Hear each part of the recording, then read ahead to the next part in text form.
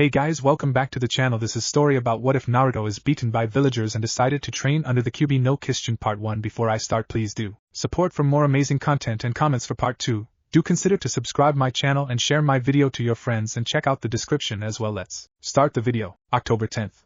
That day was a celebration in the Leaf Village for the day the Yondaime Hokage defeated the Kyuubi no Kitsune. The people rejoiced at the defeat of the beast, but they also mourned at the loss of their loved ones. But there was one person who hated October 10th, even though it was his birthday.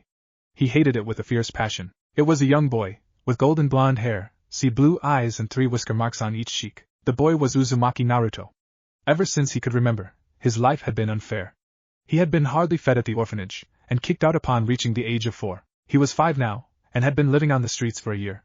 He was currently hiding in an alleyway, shivering, so cold the young blonde thought.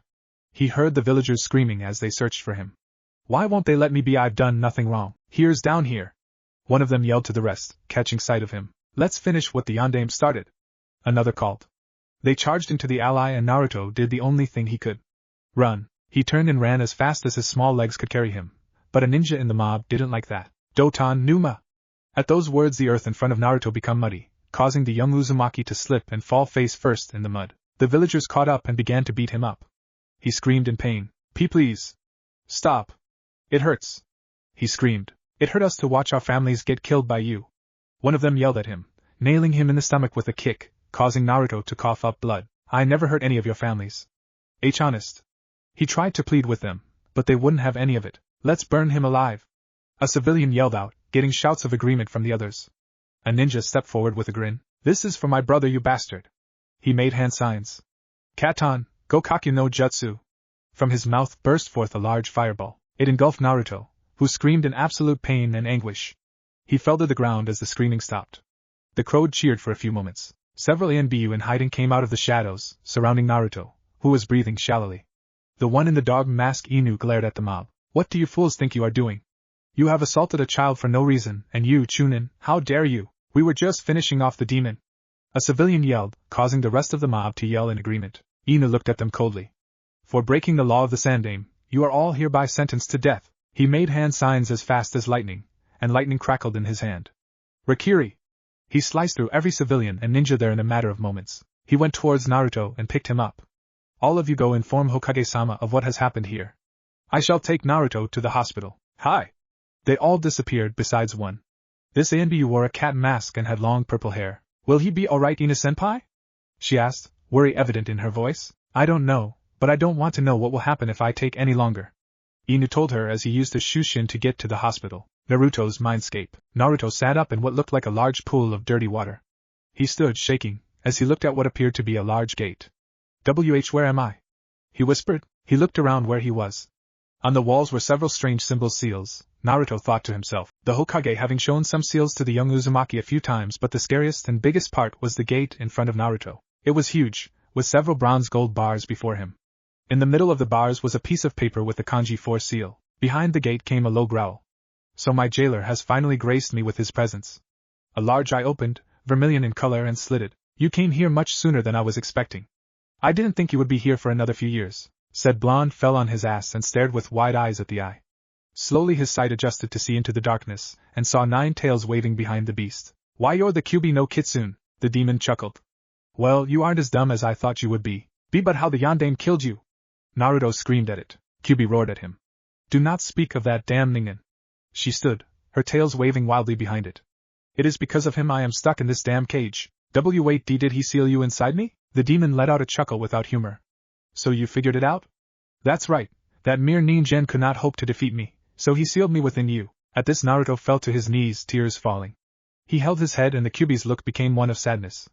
"Why me? Why does this have to happen to me?" Kyuubi was silent for a long time before she spoke again. "Look, Gaki, both of us seem to have gotten the short end of the stick. Nevertheless, I am willing to help you out." Naruto looked at Kyuubi confused, tears still in his eyes. "Huh, what is your dream, Gaki?" Naruto looked at Kyuubi before closing his eyes, a small smile appearing on his face. "I want to create peace. I want a world where children can sleep without worry of being attacked or losing family. A world where parents don't need to fight and can spend time with their kids. A world where everyone is always happy." Kyuubi's eyes widened as, just for a moment, she saw the silhouette of another person appear behind Naruto. A relatively old man with silver hair, growing to look like 2 horns, wearing a white cloak with 9 Megatama design on the back, wearing a necklace with 9 Megatama and having purple eyes with a ripple pattern. Old man, the 9-tailed demon thought. And then, for one of the first times in her life, the Kyuubi no Kitsune did something nobody thought would happen. She smiled. That is a good dream, Gaki. Which is why I have an offer for you. Naruto looked at the bijou. What offer? Become my student. Naruto gasped. I will train you to become the most powerful being to walk this earth. After all, I can have a weak host after all. What do you get out of this? Naruto asked warily. All I want is a promise. Naruto waited. You see, I didn't attack Konoha of my own free will. I was controlled by an Uchiha. Naruto's eyes widened. Kyuubi didn't attack Konoha on purpose? It was controlled? I want you to find that damn Madara and bring him to justice. Naruto nodded. I promise. I will find Madara Uchiha and bring him to justice. What's your name? Kyuubi blinked, surprised Naruto could figure out Kyuubi wasn't her name so quickly. My name is Kurama, the 9th bijou. I'm Uzumaki Naruto. Naruto declared to her loudly. I'm gonna be Hokage, Databeo. Kurama grinned. Alright, Gaki. We begin your training tomorrow. But you have to do exactly as I say or out of training, understood? Yes, Kurama-sensei. Naruto saluted the fox. I've finished healing you outside. Time to wake up, Gaki. Naruto nodded as he felt a pull. He let the feeling take him as he left the bijou alone. I may have found him, old man, Kurama whispered as he lay down. I will raise him upright as if he were my own son. And then Kurama shrunk in size until she had a new look. She spoke in a more feminine voice. I look forward to training you, Naruto-kun. Konoha Hospital. The Sandaime Hokage, Sarutobi Hiruzen, stood over Naruto's hospital bed the following day with a worried look. At his side stood Inu. Inu, why didn't you do anything sooner? Forgive us, Hokage-sama, Inu apologized. We lost track of Naruto. He is far too good at stealth for his own good. Hiruzen nodded. We will have to be sure this doesn't happen again. I want you to keep an extra close eye on Naruto from now on. Hi, Hokage-sama. Inu agreed before disappearing in a shushin. Hiruzen sighed sadly. He was regretting even telling the civilian council about Naruto being a Jinchuriki, and was furious with the orphanage as well. He had gone to visit Naruto several times over the last few months, but he wasn't at the orphanage. They told him that Naruto simply went to the park whenever he was there. He was furious with himself, and the civilian council. He was snapped out of his thoughts by an awakening Uzumaki Naruto. He groaned as he sat up, holding his head slightly. His blue eyes scanned the room until they focused on his grandfather figure. Gigi? He smiled kindly. Hello, Naruto-kun, how are you? Naruto gained a sour face. Is that a sick joke? He asked in a cold tone, which caused the aged Hokage to flinch. Why didn't you tell me, Gigi? Did he tell you what, Naruto-kun? He tried to shrug it off. But what Naruto said next gave him a shock. Why didn't you tell me I had a demon sealed in my stomach? He snapped. I'm not that bad, Gaki, Kurama said to Naruto, surprising the blonde. Kurama-sensei? Naruto yelled. Naruto-kun, who is Kurama? Hiruzen asked, confused. Tell him who I am, Gaki. He should know I'm training you. Naruto nodded and explained to the Sandaime about how Kurama was the Kyuubi, and how it was Madara Uchiha that had controlled the 9-tailed bijou to attack the village. He also explained how Kurama was going to be his sensei. Naruto-kun, how can you trust the bijou so quickly? The Hokage asked with worry. What if it is tricking you? I am not in it. I am a woman. Kurama growled. Naruto didn't show any surprise at this. Kurama-sensei isn't in it, Gigi. Kurama-sensei is a woman. The Sandaime nearly jumped in shock. The Kyuubi is female? Naruto nodded. And I can trust her because she has been honest with me, and offered me more than anyone else has. Hiruzen winced. Naruto, are you sure Kurama-sari is trustworthy? Naruto nodded without hesitation. I trust Kurama-sensei with my life. The Hokage nodded. Then I grant you permission to use the Hokage personal training grounds. Naruto's eyes shone brightly at this, which warmed the old Hokage's heart. And though you aren't really allowed to go to the library until you are a ninja, he took out a card and handed it to Naruto. I will make an exception. This card will allow you to get into the library. If the librarian tries to question you, just show this card. Arigato, Hokage Gigi. Naruto smiled brightly. Hiruzen patted Naruto's head. You are welcome, Naruto-kun. Now, if you excuse me, I have to get to paperwork. He turned to leave. Naruto-kun, I know how to beat the paperwork. Just tell him to use Kagebushins. Kurama told him. Gigi? Naruto called out. Why don't you just use Kagebushin to do the paperwork? The aged Hokage froze, turning to look at the blonde Uzumaki with wide eyes. And Naruto-kun, you are a genius! He grabbed the blonde and lifted him into the air, which Naruto liked a great deal. The bane of the Kages is solved. Victory is mine at last. Paperwork. He waved him around before putting him back on the hospital bed. He immediately made several clones to do the paperwork. I owe you one, Naruto-kun. Naruto nodded before Kurama told him to make up on that deal. In that case, Gigi, could you take me shopping? A lot of the stores kick me out, so I can't really buy anything. Hiruzen gained an angry look before nodding. Well then, Naruto-kun, show me these stores that have wronged you and let's see if we can change their minds on how they treat you. I think the old man and I will get along great. Kurama announced with a grin. The tone used sent a shiver down Naruto's spine as he and the Hokage left the hospital. The two walked through the village, all the villagers unable to give hateful glares or attack Naruto while the age-old Hokage was there. Naruto grinned at the villagers' outrage, while Kurama broke out into giggle fits. What should we start with, Kurama-sensei? Naruto asked. Start with weapons and clothing. I'll use my chakra to modify the clothing so it grows with you. Kurama ordered. Naruto looked to the Hokage. Hey Gigi, can we start with my ninja supplies? Hiruzen nodded. Of course, Naruto-kun. He led Naruto to Higurashi Ninja Supplies. As they walked in, the owner gave them both a kind smile. He was about 6 feet tall. He had chocolate brown hair and green eyes. He wore black pants, tradition ninja sandals and a white shirt. Welcome Hokage-sama, how can I help you today? He asked in a deep voice. It's not me you are helping today, it is this young boy. He patted Naruto on the back, who looked around nervously. Hello? And my name is Uzumaki Naruto.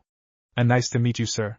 He stuttered, slightly afraid. This caused the man at the desk to clench his fists in anger, as well as the aged Hokage. To think that this boy was afraid of meeting new people was ridiculous. Hiruzen promised to send a lot of people to Ibiki. No need to be afraid of me, Naruto-kun. I do not hate you unlike the foolish civilians. You are always welcome in my shop, he said kindly. My name is Jin Higurashi. You may call me Jin. It's nice to meet you, Jin-san.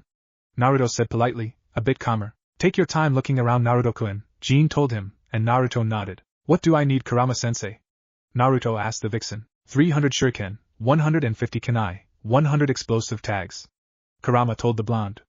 If anything else catches your eye, let me know and I'll tell you if you can get it or not. Naruto nodded and began to look around the shop. He stopped upon seeing two objects side by side. The first was a pair of gauntlets. The rims were shimmering silver, and the main body was bronze. On the underside of one was a short blade, and the other had a slot area to fit a longer blade, a sword. The object beside the gauntlets was a 28-inch long, shimmering white-bladed katana. The hilt was pitch black and the guard was silver. Dangling from the hilt was a chain where all three colors combined form a heart, a third on the right white, a third in the middle silver, and a third on the right black. Naruto slowly walked towards them, mesmerized. Naruto! Kurama yelled. Get those. They will be perfect for the kenjutsu and taijutsu style I intend to teach you. Naruto nodded before touching the gauntlets. Immediately they shot out and latched onto Naruto's arms, surprising the blonde. JGG. Naruto called out surprised. The aged Hokage glanced at him. These gauntlets just latched onto me when I touched them. What's up with that? Jin's eyes widened and he looked. His breath caught in his throat. Those gauntlets. Huh? Naruto looked at Jin. Was I not supposed to touch them? Sorry. It's not that, Naruto-kun, Jin told him. It's just those gauntlets have never been used by anyone ever since we got them. They just bolted away when anyone tried to wear them. Naruto blinked. Oh well, I guess they like me? Naruto grabbed the sword, and was surprised. He expected the weapon to be heavy, near impossible for him to pick up, but he was wrong. He lifted the blade with ease, as if he had been doing it all his life. It felt perfect in his hand. Can I get this sword too? It feels right. Hiruzen looked to Naruto before letting out a smile. So on accident Naruto-kun has picked up his mother's sword. Hiruzen thought. Of course you can, Naruto-kun, the Kami no Shinobi told him. Naruto let out a small smile before grabbing some clothes and disappearing into one of the changing rooms.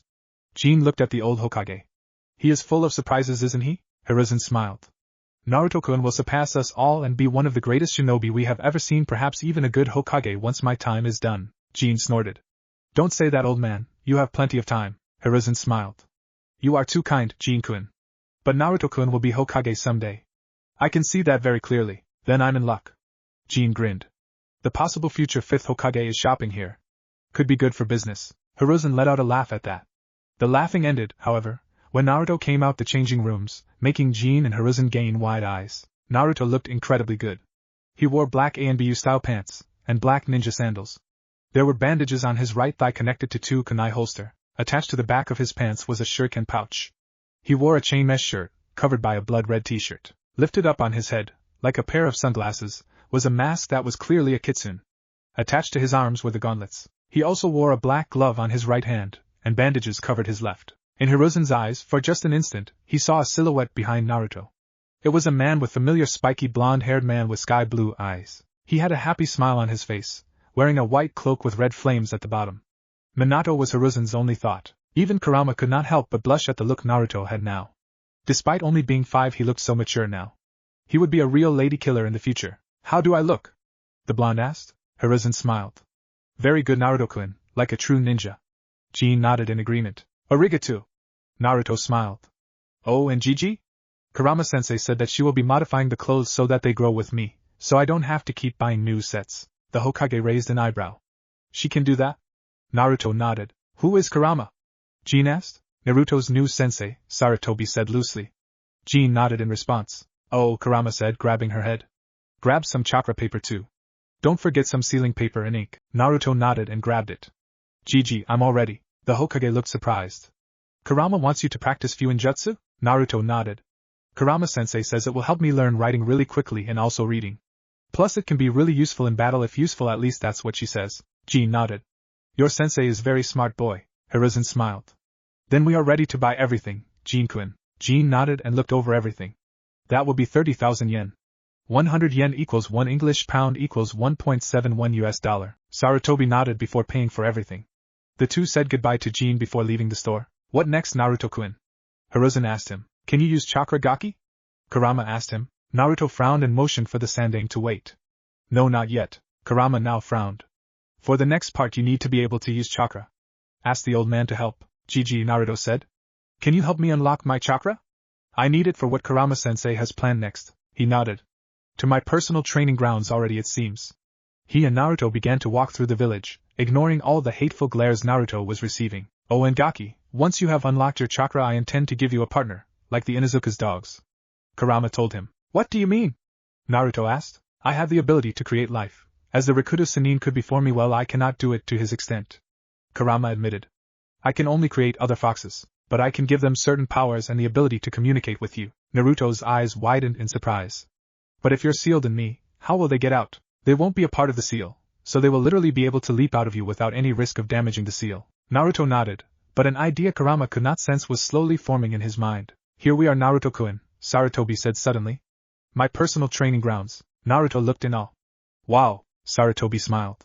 This is where my predecessors trained after becoming Hokage. Only they and those they trained with have seen this place. Does that mean the Yondaime trained here also? The old man nodded. Yes. Minato too trained here. He used to train here with Jiraiya, one of the legendary Sannin, as I had given Jiraiya permission. Do you know the Yondaime's signature jutsu? Naruto nodded. It is here, in this place, that the Hiraishin no Jutsu was born. Naruto looked in even more awe. I know Gigi was the Yondaime my dad? Sarutobi's eyes widened. How did you know? Well, for one, there aren't that many blonde people in Konoha that have blue eyes and blonde hair.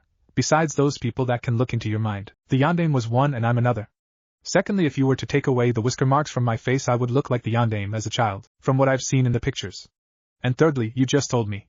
Naruto finished. The Hokage's eyes widened before he sighed in defeat. You are far smarter than you let on, Naruto-kun. Naruto smiled. Get used to it, Gigi. I intend to pretend to be dumb once I enter the academy, barely passing tests, so that I can surprise everyone when the time comes. Ryuzen looked confused. Why would you do that? Gigi, from what I've read in books, what is a shinobi's best friend? Deception. His eyes widened in surprise. You devious boy, Naruto-kun. Naruto chuckled. Ano, did he leave anything for me? Sarutobi nodded. Yes, he left you some scrolls containing his original jutsu, ones he finished, and those he did not. He hoped you would finish them in his stead, Naruto-kun. Do these original jutsu include the Hiraishin? Sarutobi nodded. Hi. However, that too is incomplete. It is? Naruto blinked. You will find out when you read his scrolls, Naruto-kun. The blonde nodded. So how do I unlock my chakra, Gigi? Sit. Sarutobi told him and Naruto complied. Now I want you to close your eyes, Naruto-kun. Naruto did as he said. Now I want you to search for something, Naruto-kun. A ball of warmth in your stomach. It will be hard to find, but it is there. Tell me once you have found it. Naruto sat there in silence for 20 minutes, which Hiruzen was worried about. For a moment he thought Naruto was one of the rare cases that couldn't use chakra at all. He was snapped out of his thoughts by Naruto. I think I've found it, Gigi. It's really warm and powerful. Hiruzen sighed with relief. Now, Naruto-kun, take that ball and bring it to the surface. Naruto nodded and did as instructed. Suddenly, a powerful wave of chakra erupted that nearly sent the old Hokage flying. His eyes widened. So much chakra. And so young. Controlling it will be incredibly difficult, but this is Naruto I am thinking about, so powerful. Then he noticed something odd. He could see Naruto's chakra, and it wasn't blue. He heard from the Hyuga and Uchiha chakra was blue. But Naruto's was not. No. It was glistening white. Naruto's eyes snapped open and he stood. I feel so strong. I've never felt like this before. I feel strong, but the feeling is also warm, as if Naruto closed his eyes, a small tear falling down his cheek. As if I'm being hugged. Sarutobi let out a small smile at the blonde. Naruto-kun, you shall truly become one of the greatest shinobi to walk these nations. Well, Naruto-kun, your chakra has been unlocked. Do you need any more help? Naruto waited for Kurama to tell him before responding. Tell him to take you to the library? I'd let you go alone, but I don't want to take any risks. Kurama-sensei says to take Mai to the library, just in case. Naruto told the Hokage. Hiruzen nodded.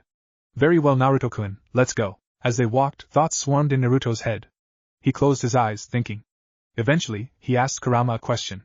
Kurama-sensei? Yes, Gaki? Am I your only host? Kurama stayed silent for a long time before she answered. No. I had 2 hosts before you, Gaki. Who were they? The first was the Shodaime Hokage's wife, Mito Uzumaki. Uzumaki? Yes. The Uzumaki clan was a powerful clan before they were almost completely wiped out. Oh, okay.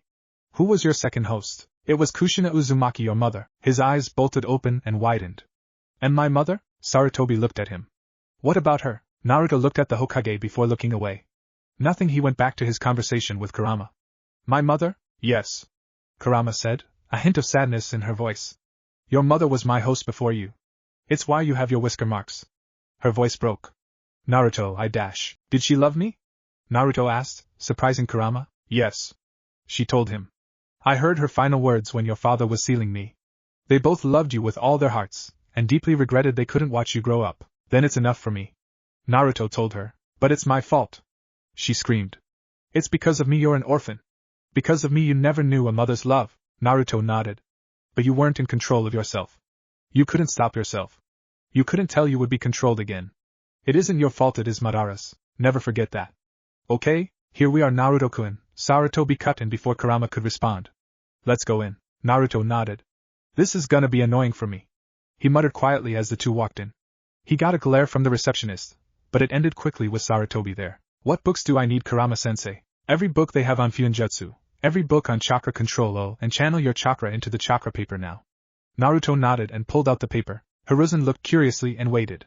What happened surprised them, especially Kurama. The paper split into 4 equal pieces. The first became water. The second burned away in blue fire. The third swirled, half of it turning black, until it hovered in the air as a yin-yang symbol. And the fourth and final piece distorted, quivering even though there was no wind, until it swirled and vanished entirely. Naruto frowned. Well, what does that mean? Hiruzen recovered quickly. Those were your affinities to the elements, Naruto-kun. Elements? Yes. Each shinobi has an element, or 2 that they are in tune with. But you are very special, as you have more than that. Hiruzen explained. What are my affinities then? The paper splitting, that was an affinity to wind jutsu. The paper turning to water was a sign for water, a strong water affinity. The burning blue fire? I do not know, I assume a very strong fire affinity. The third piece there? I believe that is a sign for yin-yang release. That is probably the most rare jutsu style, as I have only heard of it in legends. And the final piece, the one that distorted and disappeared, that I remember clearly is also rare. It is a sign of space-time ninjutsu. Your father had an affinity to space-time as well, but not nearly as strong as yours is, Naruto-kun. Naruto's eyes sparkled. Gaki, I should probably tell you for your training, we won't really be in the village. Naruto's eyes widened at Kurama's words, and he looked like he was about to cry. What's wrong, Naruto-kun? Sarutobi asked. Kurama-sensei, Naruto sniffs. Says I won't be in the village for my training. The Hokage's eyes widened, but he nodded. But how will you go to the academy when you enroll? Naruto relayed that question to Kurama. I am going to teach you right now very special ninjutsu. It will use 1/3 of your chakra, and take 2 gallons of blood from your body. It is called the Chibushin no Jutsu, blood clone technique. It will not dispel, but when it is killed it will become a pile of blood, or it will become a pile of blood if you allow it to. Naruto nodded. I will be using a special bushin called the Chibushin. It uses 2 gallons of my blood and 1/3 of my chakra, plus it will not dispel unless it is killed or I allow it to. The Hokage's eyes widened, he had never heard of this technique before. Naruto quickly grabbed all the books he needed, leaving the library quite empty, and he checked them out. The Hokage stored them in a seal for him. When will I see the real you again, Naruto-kun?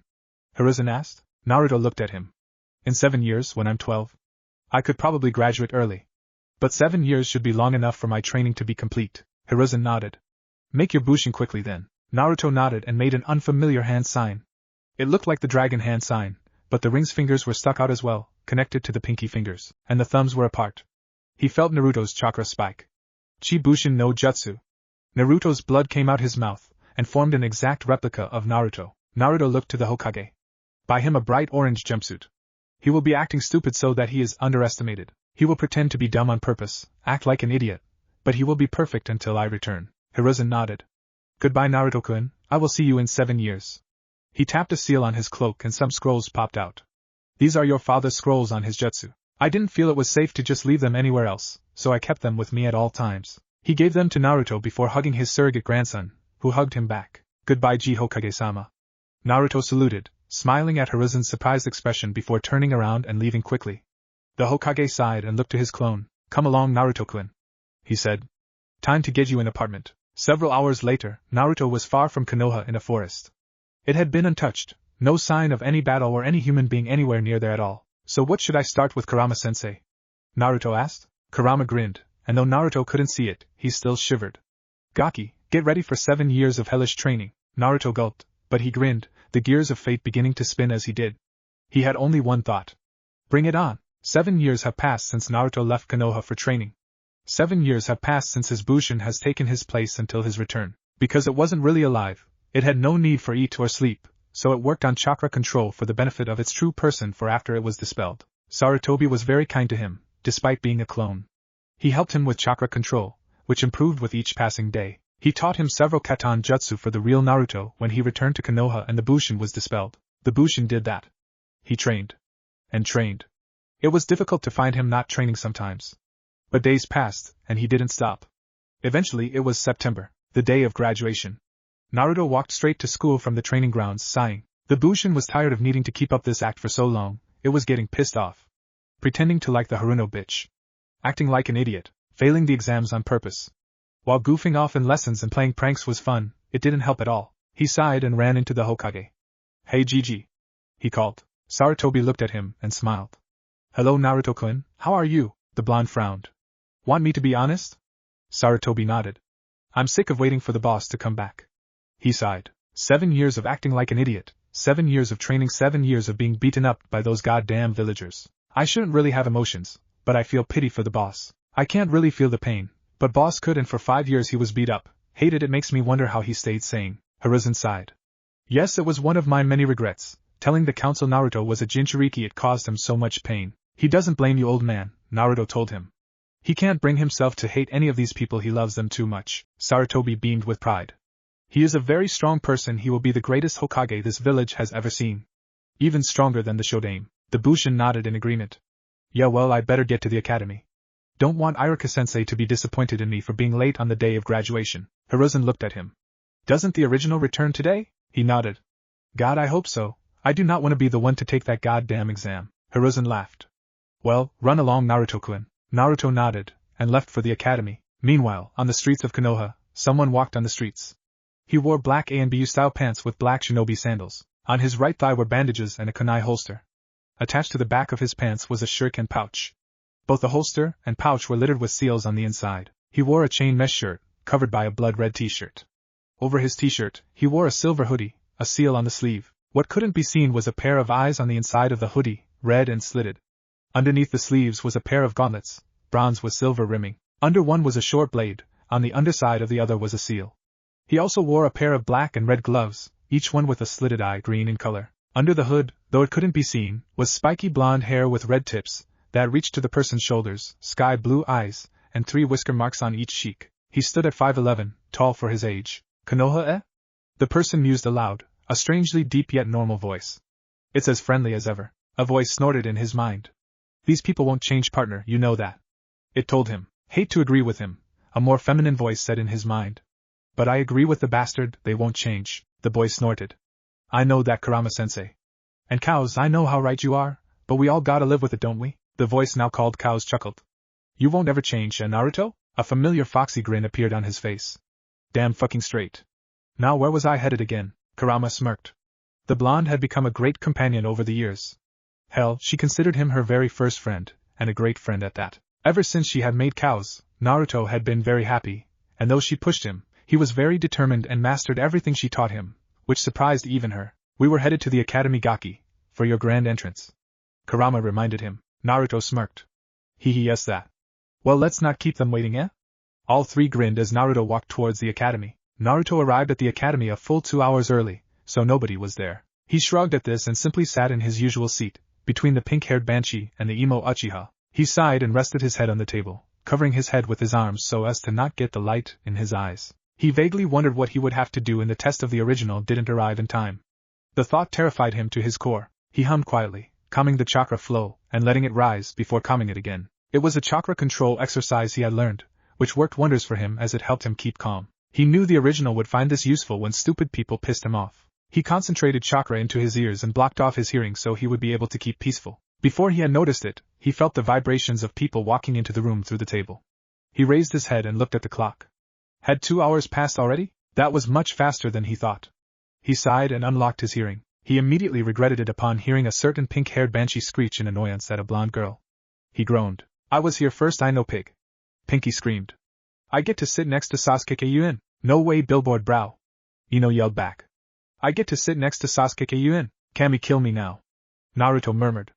This went unnoticed by everyone though, as usual. The blonde sighed and got out his seat, moving up to sit at the corner in the back. Nobody looked at him, except for one girl on the other side of Sasuke. She wore the same shirt as the male Uchiha, a blue shirt with the Uchiha logo on the back. She also wore shorts that reached below her knees. Attached to her left thigh was a kunai holster. She looked at the blonde Uzumaki in an odd way, but nobody noticed that. Eventually, Iruka walked into the classroom. Alright everyone, settle down. When Every kept talking he got a tick mark. He put chakra into his vocal cords to enhance his voice. Everyone shut up right now. At that everyone stopped talking and sat. Iruka nodded and spoke normally. As you all know, today is the graduation test for you to become shinobi, genin to be exact, which you should all be proud of. Every was excited, except for one blonde Uzumaki. But it isn't fun and games. Iruka said in a serious tone.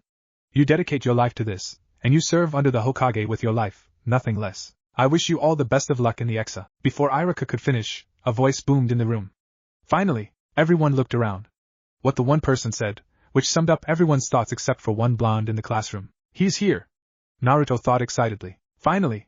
The voice repeated, but sounded closer than before. Everyone looked around, trying to find the source of the voice. A smoke cloud appeared in the middle of the classroom, which everyone looked at. When the smoke cleared, they saw a blonde-haired person with sky-blue eyes and 3 whisker marks on each cheek. They all caught their breath. He looked towards the ceiling. Finally! Naruto has come back to Konohaya! He yelled in absolute delight. Everyone except the Naruto in his seat looked at him in shock. God damn, I've been waiting 7 years to say that. One person stood, a brown-haired boy with red marks on his cheeks. He wore brown shorts, blue sandals, and a gray hoodie. He had a dog sitting on his head. He pointed at Naruto. You can't be the loser! He yelled out. He's sitting right there. He pointed at the other Naruto in the room. That Naruto got up and walked towards the other blonde. Took you long enough, boss. Everyone was shocked at that. The real let out a feral grin. Thought I wasn't gonna make it? That's exactly what I thought. His eyes narrowed. But can you dispel me now? 7 years of this hell was enough. Naruto barked with laughter before making the ram hand seal. Kai. The Bushin, the Naruto that everyone had known for 7 years, smiled, before becoming a pool of blood. Naruto looked towards them, lowering his hood to reveal his face. Several girls blushed. Allow me to introduce myself properly. My name is Uzumaki Naruto, of the Uzumaki clan. The Naruto you have known until now was nothing more than a clone I made while I trained outside the village. He looked towards Iruka. Forgive me for interrupting your class, Iruka-sensei. I will go sit now. With his piece said, Naruto walked up the aisle before sitting in the chair his clone was sat in, smirking. Iruka cleared his throat before people could start speaking. Well then, best of luck to all of you in your exams. We begin with a written test. Mizuki? The silver-haired Chunin nodded before placing a piece of paper on everyone's desks, but gave a scowl at Naruto as he placed the paper on his. The blonde looked over it and frowned. Genjutsu, what a fool. Naruto made the ram hand sign. Kai. With that, the genjutsu on his paper disappeared. He smirked and filled in all of the questions correctly without a single problem. But the silver-haired Chunin Mizuki didn't notice and thought the blonde had failed. Placing a genjutsu, what a fool.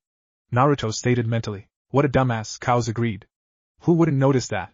All those questions were wyyy to hard. Well, based on the Bushin's memories, a certain pink-haired Banshee comes to mind. Kurama threw in. Naruto smirked.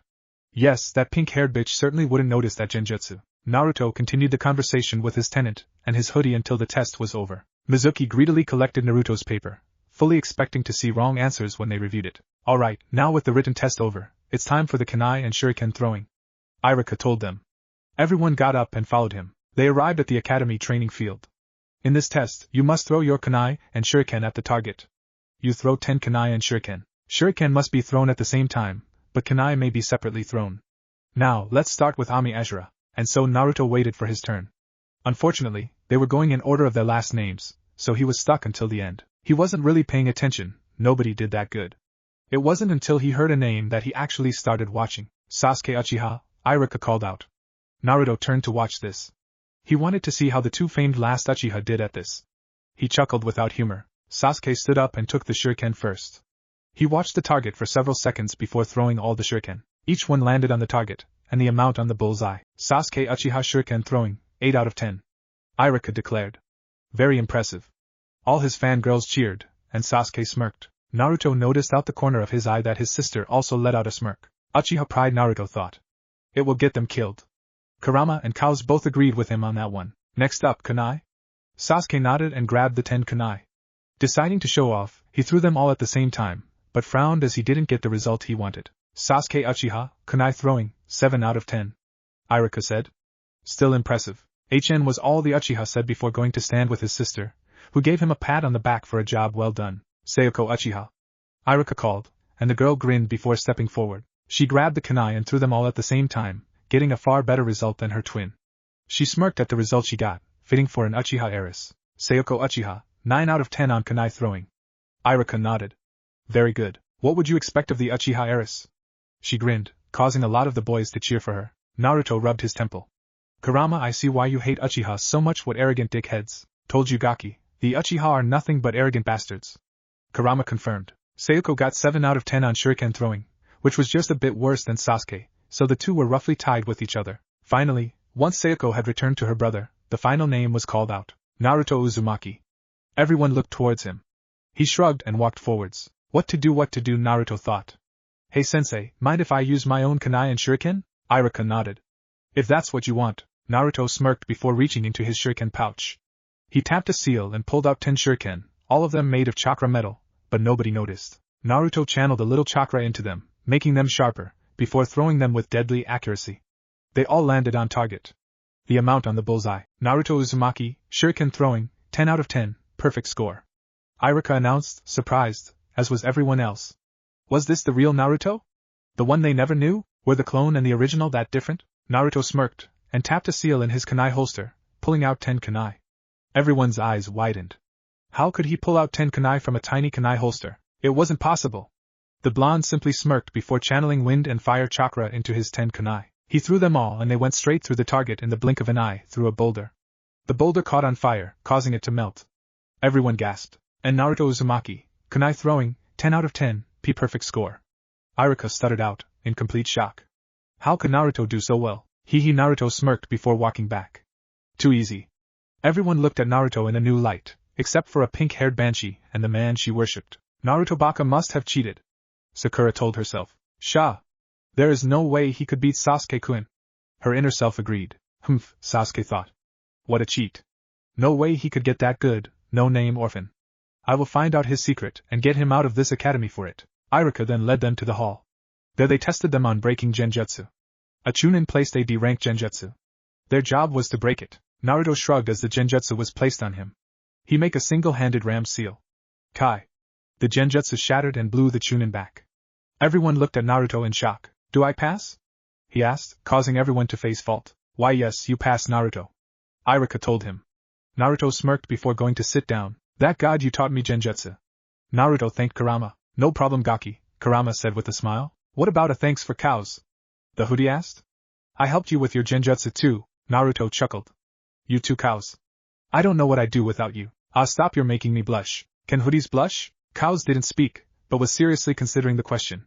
Well, let's think of this logically. I'm a talking silver fox created from a 9-tailed demon queen living inside your stomach, and can turn into a hoodie at will as well as use most of the queen's jutsu. So, I guess it's also possible for me to blush as a hoodie. Sounds legit. Naruto agreed. The genjutsu test, much to Naruto's joy, finally ended. They walked back outside where a training field had been prepared. Right, now you will each spar against Mizuki. Your goal is to last 60 seconds. And so Naruto, once again, was forced to wait. He was starting to consider taking on his father's last name so he wouldn't have to wait as long, but then he frowned and shook his head. No, he would honor his mother, the previous Jinchuriki for Kurama, by keeping her last name and maybe just maybe. Whoa, don't get ahead of yourself, Blondie, Naruto told himself. I need to become a shinobi first. Good Gaki, Kurama said. Concentrate on the present right now, we can think about the future at a later time, right now this is more important. Naruto nodded and waited his turn. Though he hated his guts, he was impressed with the two Uchiha.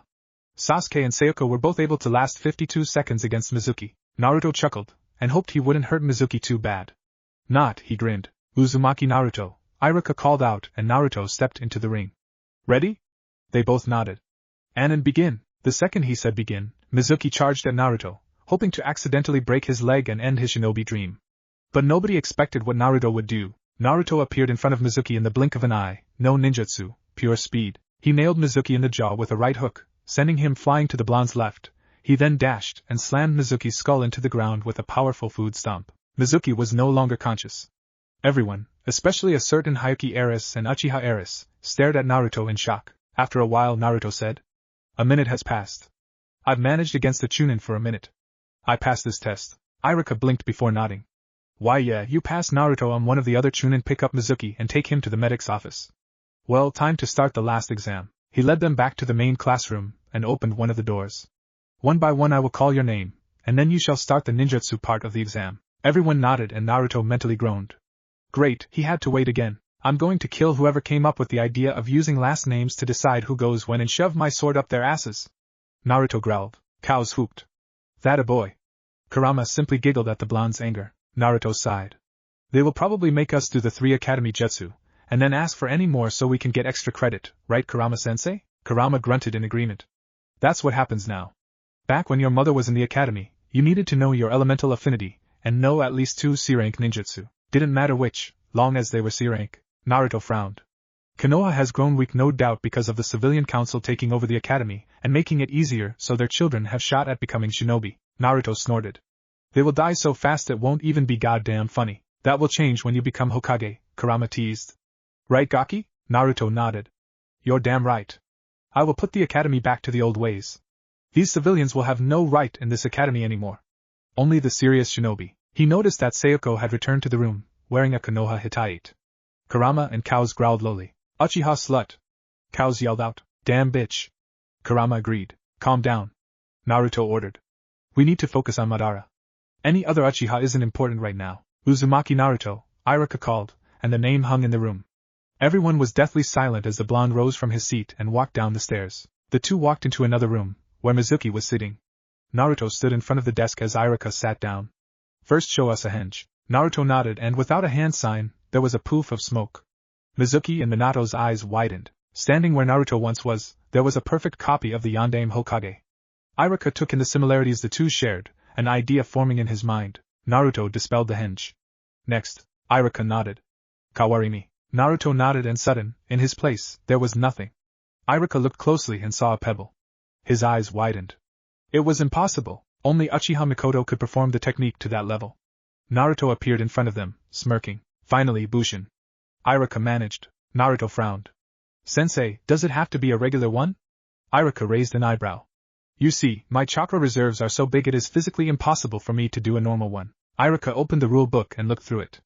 It says here there are cases such as yours where a different Bushin is permitted. Naruto grinned and in a poof of smoke, behind him stood 5 more Narutos. Each of them had the same, prankster grin on their faces. Iruka's eyes widened. Yes, these are Kage Bushin. Surprised? Iruka nodded. Well done Naruto. You may perform more jutsu for extra credit. Naruto nodded and thought about what to do. Eventually an idea came to mind. He made a hand sign ram then held his hand towards the door. Futon, Kami Oroshir. A fierce wind blasted out his hands, shredding the door into nothingness. Both Iruka and Mizuki's eyes shot open, shocked. Well done Naruto. Iruka stuttered. Any more? If I did any more I'd probably destroy something valuable, Naruto said simply. Iruka quickly nodded and pointed towards the Hittite. Congratulations Genin Uzumaki. Iruka said. Naruto nodded and looked over the headbands. He picked up one with a black cloth and tied it around his neck. He walked back into the classroom, just to hear a certain Inuzuka snort. No chance the dog passed guys, he said, and a lot of people laughed. Naruto narrowed his eyes. With a flick of his wrist, the short blade emerged from under his gauntlet. Think of Assassin's Creed. I'd keep your mouth shut Inuzuka-san, otherwise you may find yourself missing something important to all males. Every male in the classroom, even Sasuke, paled and moved their hands to protect their family jewels.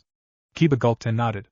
Naruto smirked. Smart choice, Mutt. With another flick of his wrist, the blade receded. Naruto walked up and sat in his seat, not catching the Uchiha and Hyuga heiresses looking at him as he did. Naruto sat atop the stone face of the Yondaime Hokage, his father.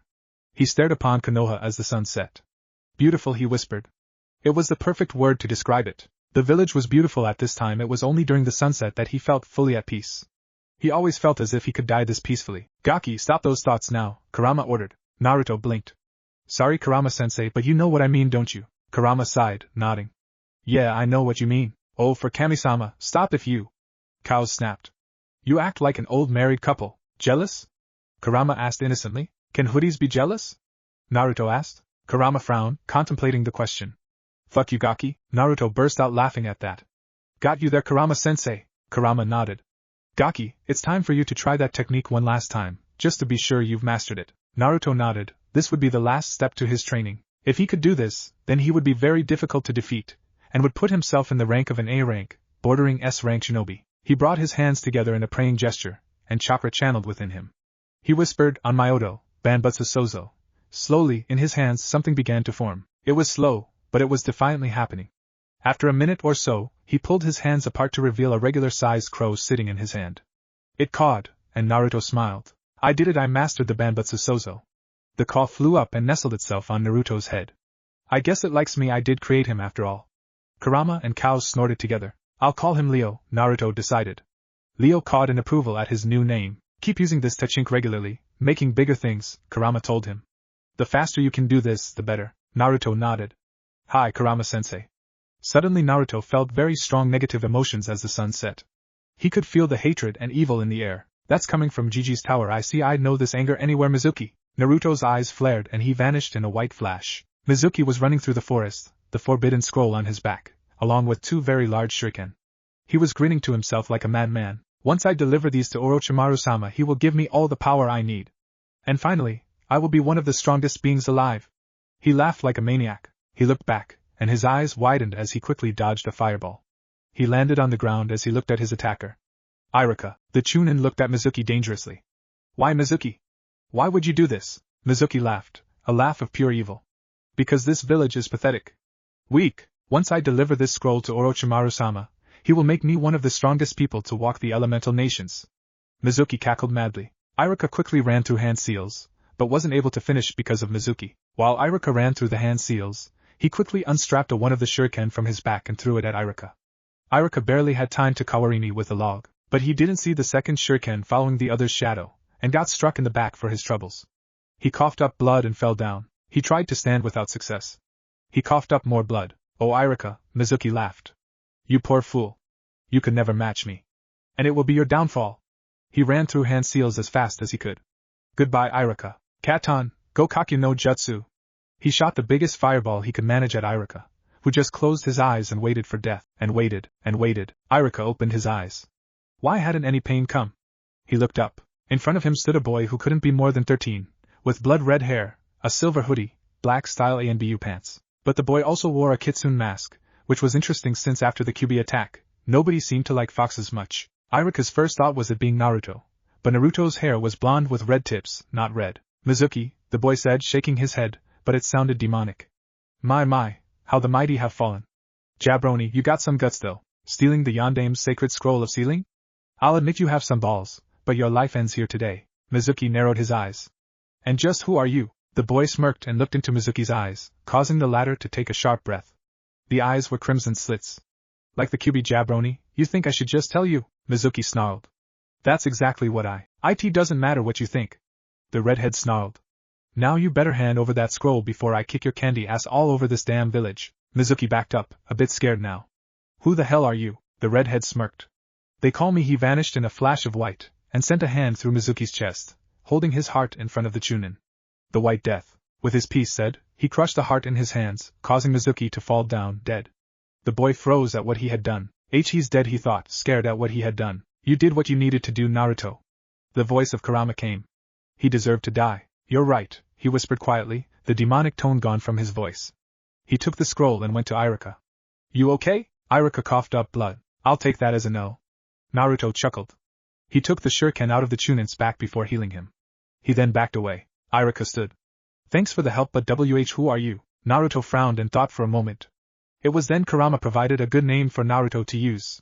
He slapped on his demonic tone. I was gracious enough to help you today, Chunin, he said coldly, which made Iruka freeze. Tell your Hokage of me. Remember my name, and remember it well. I am Azura Otsutsuki, the White Death. With that, Azura threw the scroll towards Iruka and disappeared in a white flash. Iruka looked afraid now, very afraid. The ANBU arrived, and upon seeing a dead Mizuki, turned to look at a frozen and scared Yumino Iruka. Care to explain what happened, Chunin Yumino? One of the ANBU asked the Chunin, who snapped out of it. He sighed. Well, how do I explain this? But unknown to them, someone had seen the whole thing. And there she sat at a distance, Sharingan spinning wildly as she fled, having a good idea of who the person was and where he was. Naruto appeared back on top of the Yondame's head on the Hokage monument. He took off his mask and withdrew Kurama's power. Immediately his hair went back to being blonde with red tips. He sealed his mask back into his cloak, smirking. That went perfectly. Now if I do a few bad acts under that name, Azura Otsutsuki will be known all over the elemental nations. My plan is going well. Don't get ahead of yourself, Gaki, Kurama told him. But yes, it is going good. Well? Cows asked. Good? This is fucking brilliant. I can't wait, Naruto smirked. Azura Otsutsuki, where did you get that name? Kurama was silent for a while before answering. That was the name of the Rakuta Senin's second son. Naruto caught his breath. His son? Kurama nodded. Yes. I gave that name because Kurama frowned. I don't know, I just feel something similar about him here. Naruto was silent. Was he similar to Azura? Naruto didn't know. He looked up to the sage, the man who created ninjutsu, the man who sealed the Kyuubi, who brought peace to the world alongside his brother, which not many heard about, but Kurama told Naruto about everything to do with the Rikudo. Well, a voice said behind Naruto, causing said blonde to freeze. He slowly turned around, with wide eyes. As Sayoko? Naruto was able to get out, coming face to face with Sayoko Uchiha. The Uchiha heiress smirked. Kurama screamed in outrage. Cows cursed loudly and Naruto? He just kept looking with wide eyes. So Uzumaki, Sayoko grinned. Mind telling me what you were doing fighting Mizuki-sensei? Naruto gulped loudly. He thought 2 words that summed things up pretty well. Ah fuck. Naruto took a small breath and let out a smile. No, Uchiha-san, you shouldn't scare me like that, he told her. I thought you were gonna attack me. And what is this about attacking Mizuki-sensei? Sayoko's Sharingan flared. Do not try and lie to me, Uzumaki. I know what I saw. I honestly don't know what you're talking about, Uchiha-san, Naruto said innocently. I've been sitting here for a long time, just staring at the stars, Sayoko growled. She took some deep breaths and deactivated her Sharingan. I have no interest in telling anybody, Uzumaki. Just tell me, Naruto smirked. I don't know what you mean, Uchiha-san. Now please leave me, you are disrupting my train of thought, Sayoko glared at him. I will find out about you one day, Uzumaki. I would stop now, Uchiha, Naruto warned. You won't find anything about me anywhere, and the Hokage won't tell you anything without my express permission, Sayoko snarled. Fuck you, Uzumaki, Naruto smirked. No thanks. Now get lost, jabroni, before I kick your candy ass off this monument, Sayoko growled once again before stalking away, clearly angry. I will find out about you, Uzumaki, just you wait. Naruto waited until he couldn't sense her before sighing with relief. That was a close one. I owe you one, Kurama-sensei. Teaching me to be a quick thinker helped me talk my way out of that. That was too close for comfort, Kurama agreed. We'll need to make our moves carefully from now on, that damn Sharingan. Let me at that, Uchiha bitch. Cows screamed. I want to kill that slut. Madara comes first, Cows, Naruto told him. After him, we will make sure that Itachi dies soon after, I promise. Well, Gaki, it's time for some training. Kurama smirked. Naruto shivered. Oh fuck. For the next week, Naruto, under Kurama's orders, did nothing but train. She had him use weight seals, so he would be able to move faster. In addition, she told him to use chakra restriction seals to limit his chakra flow, making it harder to perform jutsu. Naruto loved pushing himself to the limit, but this seemed a bit ridiculous, even for him.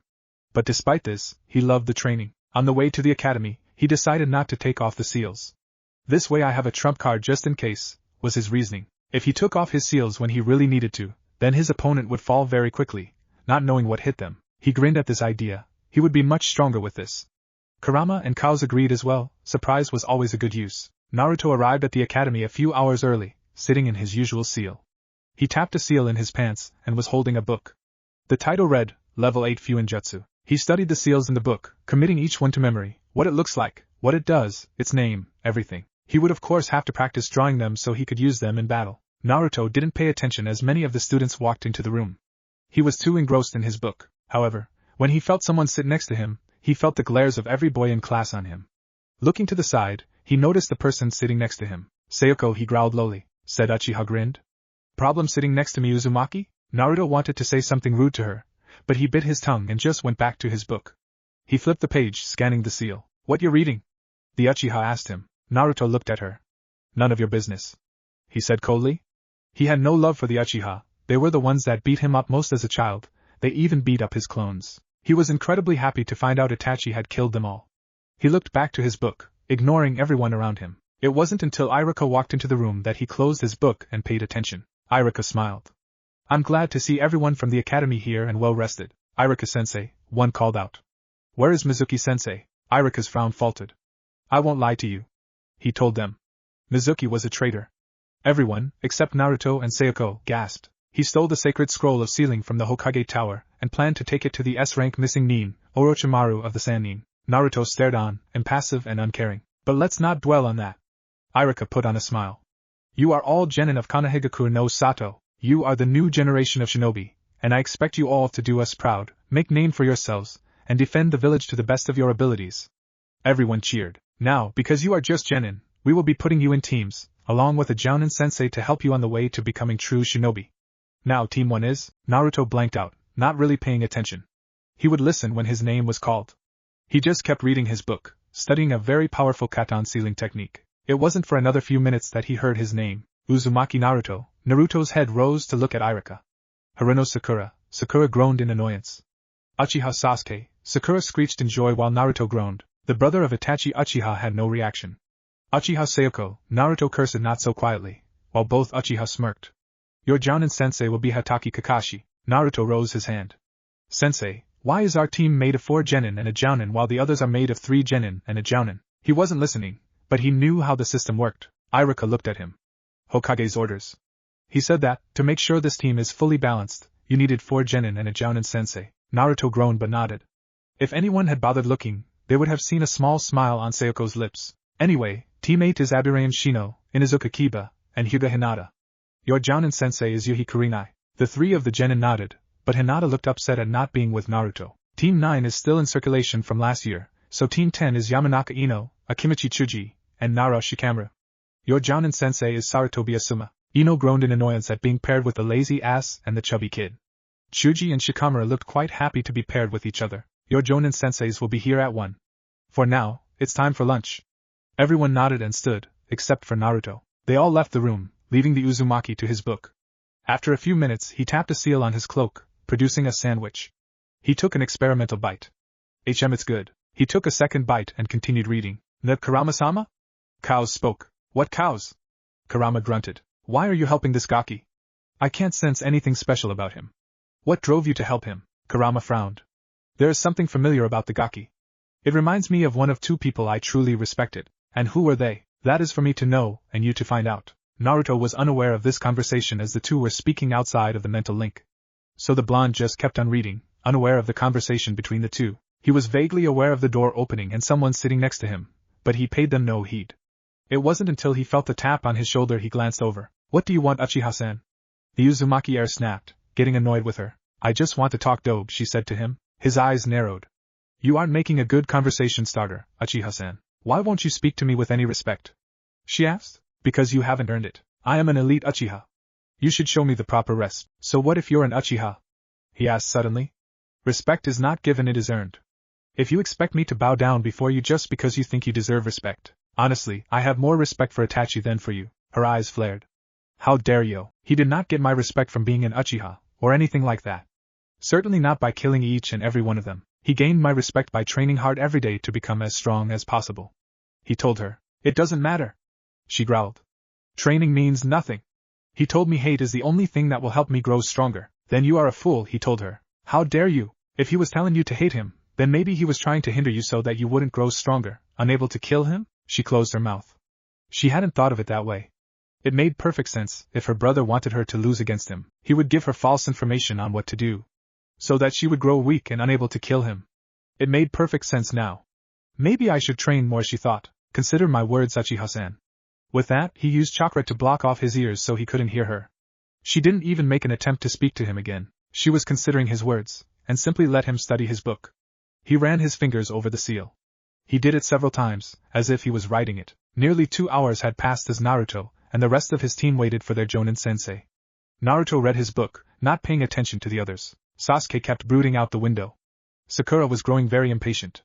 And Sayoko stared blankly into space, still contemplating Naruto's words. The blonde Uzumaki soon got up and walked over to the door. Everyone followed his figure as he pulled a piece of paper out his pocket and placed it above the door, then walked back to his seat. Sayoko looked at him.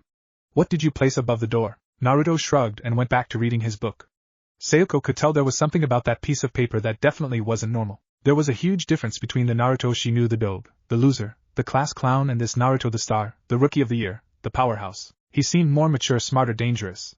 And she liked it. She was snapped out of her thoughts by the door opening. A silver-haired man popped his head through the door. He wore the Konoha Hittite. It was covering his left eye. A mask covered the lower half of his face. As his head popped through the door, the piece of paper above the door shone with a peculiar pattern, and from it, water erupted and fell on the man, whose visible eye widened, and he jumped up, shivering. Naruto chuckled lightly to himself. He couldn't help it. He flipped to the next page of his book, keeping an eye on the silver-haired Jonin. The Jonin looked at the blonde Uzumaki. My first impression of you is I hate you, especially you, blondie. Naruto laughed loudly. Meet me on the roof in 2 minutes. With that, the Cyclopes disappeared in a Konoha Shushin. Naruto, too lazy to get up, disappeared in a Shushin, made of blue fire. The 3 remaining genin looked at where the blonde had been seated with wide eyes, before leaving the classroom. By the time the 3 got up there, they saw the Jinchuriki and the silver-haired Jonin engaging in a staring contest. They all sweat dropped, and went to sit. The Jonin tore his gaze from Naruto. Alright, time for you to introduce yourselves. Your name, likes, dislikes, hobbies and goals. Why don't you go first, sensei? Sakura asked. So we can get an example? Naruto's sweat dropped. This was the second smartest genin in our year? The Jonin shrugged. My name is Hitaki Kakashi. My likes, don't really hate anything. I have a lot of hobbies. My goal. The Uchiha twins and Sakura sweat dropped. All we learned was his name. Alright Pinky, you can go first. Sakura glared at the nickname. My name is Haruno Sakura. My likes are, she looked at Sasuke and squealed. My hobbies, she squealed again. My dreams, she blushed red, looking at Sasuke. I hate Naruto Baka and I know pig. Naruto held his ears and muttered under his breath. Fucking banshee. Good lord, I think I am deaf.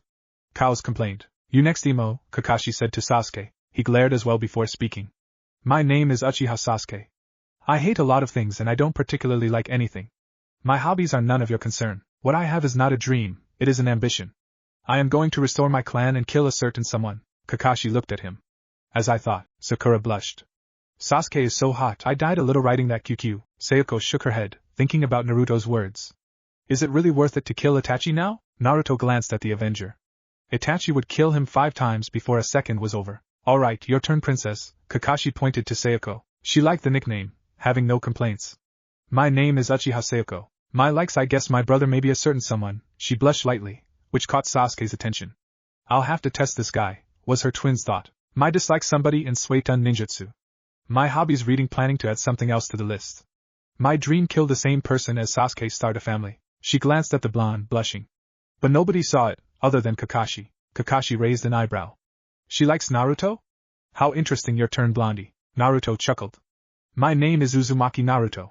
I like ramen, training pair of foxes. Kakashi's eyes bolted open, but realized he said pair of foxes. I dislike arrogant people, the time it takes for ramen to cook, and people who don't take being a shinobi seriously. Here he threw a nasty look at Sakura. My hobbies are training with my sensei. Everyone raised an eyebrow.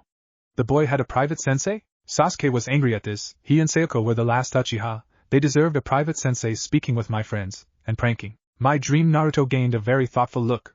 My dream is to make a peaceful world, a world where nobody needs to lose their family, a world where a child doesn't need to grow up without a mother or father, a world where everyone can agree, and no more children need to be raised as shinobi. Kakashi's single eye widened as he looked at the boy, and his sensei's words echoed in his mind. Kakashi, being Hokage means to try and keep the peace, to make a world where everyone is happy, and I intend to start with Konoha. It has been corrupted, and I intend to fix it. He saw, where Naruto was sat, the silhouette of his diseased sensei, Minato Namikaze, the Yondaime Hokage. Kakashi looked at Naruto again. That is a very admirable dream, Naruto. But how will you achieve it? Naruto smiled. You will see someday, Kakashi-sensei. Kakashi nodded. Well, now that we all know each other better, it's time I tell you about the real Genin test. Sakura blinked. But sensei, we're already Genin. Kakashi and Naruto chuckled, then stopped and looked at each other. I know why it's funny, Kakashi said. Why are you laughing? Because of how dumb she is, he said, and Sakura got a tick mark. Our other genin test was way too easy, Kakashi nodded. Well, Sakura, as Naruto said, the other genin test was just to see if you were capable of becoming genin. This test will see if you are worthy to become genin, Sasuke growled. We Uchiha are more than worthy to become genin. Right, Sayoko? Sayoko was about to agree, but remembered Naruto's words and hesitated. I don't know, Sasuke, she said, causing Sasuke's eyes to widen and Kakashi to nod in approval. I mean, all we know how to do is a couple other jutsu besides the basic Academy 3. If they were to put us on a C rank mission against bandits, I don't think we would do too well, Kakashi nodded. You are very correct, Sayoko. I can see why you were Kunoichi of the year. As I was saying, out of all the genin we pass, only 3 teams are allowed to remain genin. That means a failure rate of 67%, so we have a 33% chance of passing, Naruto concluded, to which Kakashi nodded. Correct, Naruto. Meet me at Training Ground 7 tomorrow at 9 a.m. he told them. Oh, and I wouldn't recommend eating breakfast, you'll just puke. With that, he disappeared in a swirl of leaves. Naruto got up and slipped a piece of paper into Sayoko's pocket as he walked away. The girl looked at him in confusion before taking it out and looking at it. The paper read, Don't listen to him, eat breakfast, and get there around 12, he will be late again. She raised an eyebrow, but thought about it. They should eat every meal so their bodies could be strong, so that made sense, and their sensei was about 3 hours late today, so he would most likely be late tomorrow as well. She considered sharing this with Sasuke, but he was as arrogant as their father, no way he would listen. Hey Sasuke, you in? Sakura yelled. Will you go out with them? No, came the Uchiha's response as he left with his sister. Sakura sighed and instinctively spoke. And no, I will not date you, Naruto. Ba. She looked around, only to see Naruto wasn't there. She squealed in delight. He must have finally got the hint. She skipped away, very happy and certain one day Sasuke would say yes to her. Poor fool that she was. Naruto flipped through a page of his book, before writing the symbol down on a piece of paper. It was a seal used as a genjutsu. It made the enemy see what they wanted to see, so in Kakashi's case, he would most likely see Naruto charging in recklessly, when in actuality Naruto wouldn't have moved a step. Naruto had a game plan using this seal, he just hoped it would work. His stomach growled loudly, and he realized he hadn't eaten all day. The blonde walked out his apartment, and to Ichiraku ramen. Naruto walked in and took a seat. Tochi looked at him. Welcome, what can I get you? His eyes widened when he saw the spiky blonde hair and sky blue eyes. Even though his hair now had red tips, he could almost immediately tell who it was. And Naruto? Said Uzumaki, smiled and waved. Hey Tochiaji-san, it's been a while, huh? Tochi smiled. Naruto, my boy. I'm glad to see you're well. Me and Ayam were so worried about you. You used to love coming to our shop, but 7 years ago you just walked past. Broke Ayam's poor heart. Naruto grimaced. Sorry, that wasn't me. That was my Bushin. I've been on a training trip for the better part of 7 years, and because it was just at a Bushin it didn't need to eat or sleep. Sorry for worrying you guys like that, Tochi smiled. It's okay. Hey Ayam. Someone is here you wanna see. Ayam came out the back. Who is it? She caught sight of the blonde and became a gaping fish. And Naruto-kun? Naruto waved. Yo Ayam Oni-chan. Ayam hugged the Uzumaki over the counter. You baka! Why didn't you come eat here? 7 years, Naruto grimaced again. That was a Bushin. It didn't need to eat or sleep, I've been training for 7 years. Sorry for worrying though, Oni-chan. Ayam smiled. As long as you don't pull that again, we're good, Naruto smiled. I'm glad. So, can I get some miso ramen? Tochi laughed with Ayam. Come right up, Ototo. They set to work immediately, and soon enough the bowl was in front of Naruto. He breathed in through his nose, smelling it, and gained an orgasmic face. Oh yeah. That's the stuff. He picked up his chopsticks. Itadakimasu. He dug in, crying with joy. How I've missed this! He cried. Ayam giggled and Tochi laughed. Someone else walked in and sat beside Naruto. Hello? What can we get you? Beef ramen, came the voice. Naruto stopped and looked towards it. Uchiha-san, Naruto said, gaining a look from the girl. May I ask why you are here? To eat, of course, she said as if it was the most obvious thing in the world. He raises an eyebrow. You come here often? She shook her head. I heard this was a good shop, and I wanted to try it. And so here I am. Naruto nodded, accepting the answer. He went back to his ramen and Sayoko got hers. She tried it, her eyes widening. Good, isn't it? The blonde asked cheekily. This is amazing. She called out. How have I not been here before? Well, guess you were delayed, with the civilian council licking your ass and all, he chuckled. She glared at him. Do not talk about them. Do you know how difficult this is for me? Every day I'm afraid they will call me and try and put me under the CRA, which means for a girl you are locked up in a place where you rarely see light and fucked by people you don't know until you pop out a baby, and then it happens again and again. Naruto looked at her. I imagine they have set up a lot of marriage contracts for Sasuke, based on what the CRA is like for males. Sayoko nodded and Naruto chuckled. I just hope they don't find out about my bloodline, otherwise I'm screwed, literally. Sayoko's eyes widened. You have a bloodline? Naruto nodded. I'm a member of the Uzumaki clan, I'm guessing one of the last, as I'm the only one people know of.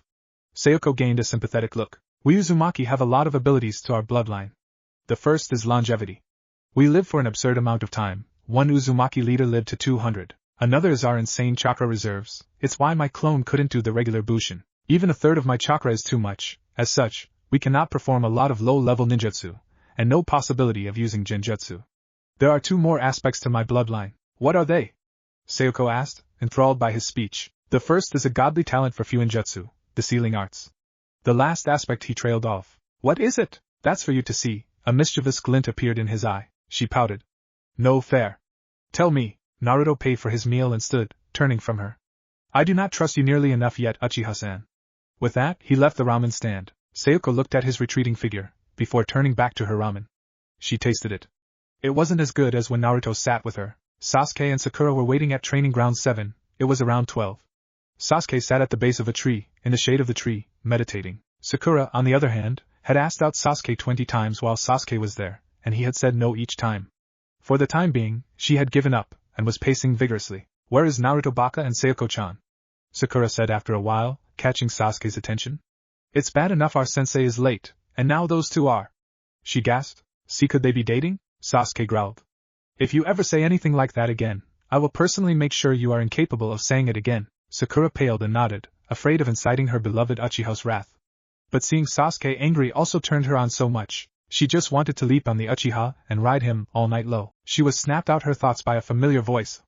What did I miss? Came the voice of Sayoko. Sakura looked towards her and smiled, before she frowned. You're late, Sayoko-chan. She looked sheepish. Sorry. I was really busy and lost track of time. Sakura nodded. Oh, that seems fair. She then saw someone else and her eyes narrowed. Naruto Baka. You're late. Naruto shrugged as he walked over.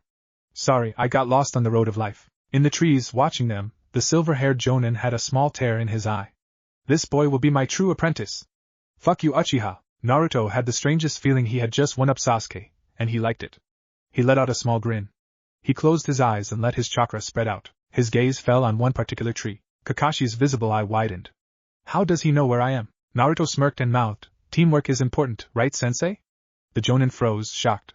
Naruto looked towards Sakura and Sasuke. Look, you two, I ate by accident this morning, and I have a couple sandwiches, so why don't you eat them? Dobe, we aren't allowed to eat breakfast, Sasuke said. It's 12, it's more like lunch now. He countered. Sasuke considered this before nodding, and Sakura followed his example. He took out sandwiches from a seal in his shuriken pouch and handed them to Sasuke and Sakura. They ate them quickly, in case Kakashi came along. Kakashi smiled. Naruto was making an effort to make sure the team was in top shape. He had seen Naruto slip the paper into Sayoko's pocket as well. He soon decided it was time to say hello, and appeared there in a shushin. Yo, you're late. The banshee screeched. Kakashi winced at her voice, as would everyone who wasn't used to it. Sorry, I got lost on the road of life. Naruto chuckled, and Sakura's eyes narrowed at the same excuse Naruto had made. Well, I guess we should begin our genin test. He took an alarm clock and put it on the ground, then took 3 bells and attached them to his jacket. You have 2 hours to get these bells from me, otherwise you fail. But sensei, Sakura protested. There are only 3 bells, Kakashi smiled. Which means one of you is going back to the academy. And if you don't get the bells, then you will all go back to the academy. Naruto immediately charged at the Jonin, throwing a kunai. The Jonin moved his head and Naruto threw a punch. Kakashi blocked it, then grabbed Naruto's arm and captured him in a lock. Now, I didn't even say start yet. Everyone looked at Kakashi with different reactions. Ready? And start. He released Naruto and jumped back. The 4 genin immediately dived into the trees to hide. Well, they can all hide well at least. The Jonin reached into his pouch and pulled out an orange book. He started reading it. Sayoko was watching Kakashi carefully, looking for an opening. She couldn't see any thought. As expected of a Jonin, PST, came a voice behind her. She nearly fell out the tree, but she looked back to see Naruto. Naruto! She said in a hushed whisper. What are you doing? Look, I can't take him alone, he said. She raised an eyebrow. Naruto admitting he couldn't do something? That was new. This test is to prove our teamwork, to show we work well as a team. So I suggest we team up to take on Kakashi. I'll go try and convince Sasuke to help, and you go get Sakura. Why don't I get Sasuke? He is my brother. He may not listen to you, he is a lot more arrogant. He raised his hand as she began to protest. Look, are you in or out? Sayoko took a deep breath. Okay, I'm in. Naruto nodded and then looked towards Kakashi, only to find he wasn't there. Shit, he's already started moving. The two heard an ear-splitting scream that rang through the training grounds. We need to hurry. Naruto then ran off to find Sasuke, while Sayoko looked for Sakura. When Naruto arrived at Sasuke's location, he had to hold back his laughter. There, with his body save his head buried underground, was the almighty Uchiha Sasuke. Hey Sasuke, how you doing, dope? The Uchiha snapped, angry. I demand you get me out of here. Calm down Sasuke, I'll let you out, on one condition. And what would that be? We work together to get the bells of course. Naruto said, as if it was obvious. He snorted. I don't need your help. I touched a bell, alone. I don't need anyone. Naruto was getting annoyed. Sasuke, you touched one, with my help you could get one. I can do it alone. Sasuke insisted. Fine. Naruto snapped. You can stay there then. He disappeared in a shushin. Hey wait. Let me out you bastard. Naruto appeared in by Sayoko, who was looking in a direction, annoyed. Let me guess, Sakura ran off for Sasuke? She nodded and sighed. When will she see my brother doesn't like her? Naruto shrugged. I couldn't get to Sasuke, so looks like we have to work alone. She nodded and the two came up with a strategy for getting the bells. Sayoko didn't admit it, but she was glad only she and Naruto were working together. Kakashi was in the middle of the training grounds, reading his book, giggling perversely every now and again.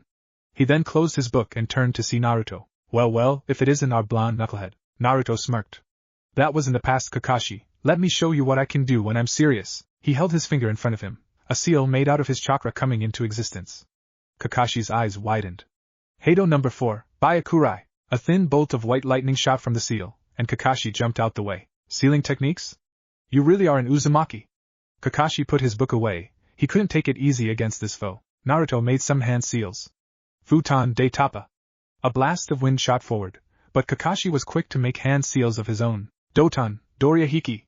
He shot mud from his mouth, no idea how, and it rose into a wall. The wall was torn to pieces from the futon, but Kakashi was fine. I smiled. You will have to do better than that. Naruto smirked. Now, Kakashi's eye widened and he turned around to see Sayoko running through hand seals. Katon, Gokakyu no Jutsu. She shot from her mouth a very large fireball, and Kakashi was forced to dodge, causing the fireball to head for Naruto. Naruto, on the other hand, smirked and made a single hand seal. Futon, Kami Oroshur. He held out his palm and a blast of wind shot from it in a cyclone way, and when it made contact with the fireball they combined to make a fire vortex that turned and went for Kakashi. Kakashi's eye widened. It can't be. He quickly ran through hand seals, but even he wasn't fast enough. Naruto smirked. Too late. Kairyaku, Taika no Yuzu. Kakashi cursed as the vortex hit him head-on, and he was blasted back into a tree, panting. Sayoko ran forward, hoping to grab the bells but the alarm rang. Damn it! Sayoko screamed. Kakashi looked at them. Kairyaku? And so young Kakashi I smiled. Sorry, but time is up. So you fail. Naruto and Sayoko groaned as they knew what it meant. Sasuke and Sakura were tied to the stumps while Sayoko and Naruto sat by them, annoyed. It was a decent effort, Kakashi said. Naruto shook his head. Not good enough. I'm sorry I let you down. Sayoko looked at him. It's fine we tried. Kakashi I smiled. I have some news. Only Sayoko and Naruto have to go back to the academy. Sasuke was about to protest on his sister's behalf, and Sayoko was going to argue she and Naruto had done really well, but they were cut off by what Kakashi said next. Sasuke, you and Sakura are being dropped from the program. The Banshee and Uchiha looked at Kakashi with wide eyes. What do you think these exams are about? Why do you think we put you in teams of 3? Sasuke and Sakura looked confused, but everyone was shocked to hear Naruto give the answer. Teamwork, he sighed. The goal was teamwork. Kakashi nodded. Sasuke, you tried to fight me alone, not wanting anyone's help. Sakura, you ran off to look for Sasuke when Sayoko tried to offer help. Only Sayoko and Naruto figured it out and worked together. If all of you had worked together, you may have gotten the bells. Naruto nodded. This was a practice scenario. Kakashi represented a powerful enemy. The bells were the information.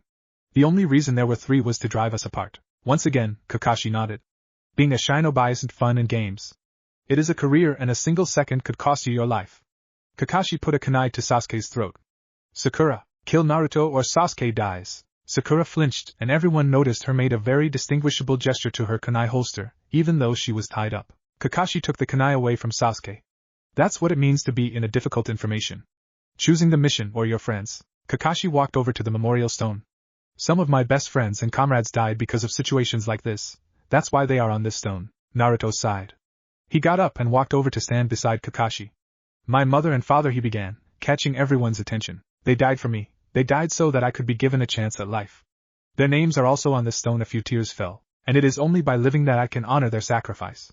He ran his fingers over a particular name, which Kakashi read. Kushina. Kakashi looked at the blonde with sympathy before turning to the rest. Oh, and Kakashi-sensei? Naruto said before Kakashi could speak. Yes, Naruto? Naruto grinned as he walked over to the others and pulled 3 familiar bells out his pouch. Kakashi's visible eye widened and looked to where the bells were, only for them to quiver and vanish. Genjutsu?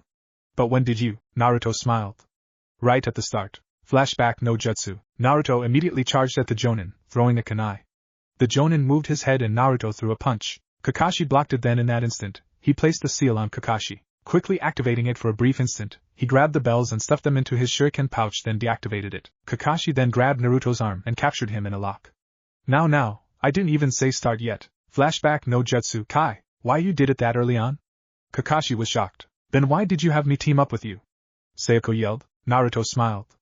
I needed Kakashi to think he had won and for the alarm to go. There was no rule saying he couldn't take the bells back, and the idea was teamwork, and I did it on my own. Kakashi looked at the blonde before sighing.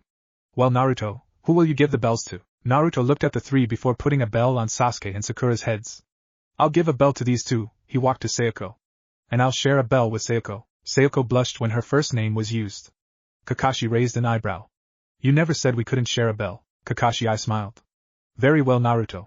As of this moment we are Team 7. Sayoko and Sakura cheered, Sasuke smirked and Naruto threw Sasuke and Sakura a glare, along with Kakashi. I wouldn't be so happy, you Uchiha brat and pink-haired banshee. Sasuke and Sakura looked at Kakashi. If it weren't for Naruto, you wouldn't have passed, so you're lucky. But if you ever endanger this team, I will have you stripped of your rank on the spot, clear? Sakura nodded vigorously and Sasuke just went tch. Kakashi cut the bonds that Sasuke and Sakura had. Meet here tomorrow at 7 a.m. for training. With that, their sensei left with a shushin. Hey Sasuke-kun! Sakura yelled. Do you want? No, Sasuke replied before walking away. Sakura frowned and 2 walked away. Thanks, Sayoko said quickly. Naruto smiled. No prob. He began to walk away. Sayoko said, causing Naruto to turn back. Wanna get some ramen to celebrate? We could train after. Naruto smiled. Sure, Sayoko. She blushed. When are we on a first-name basis? Since now, he laughed.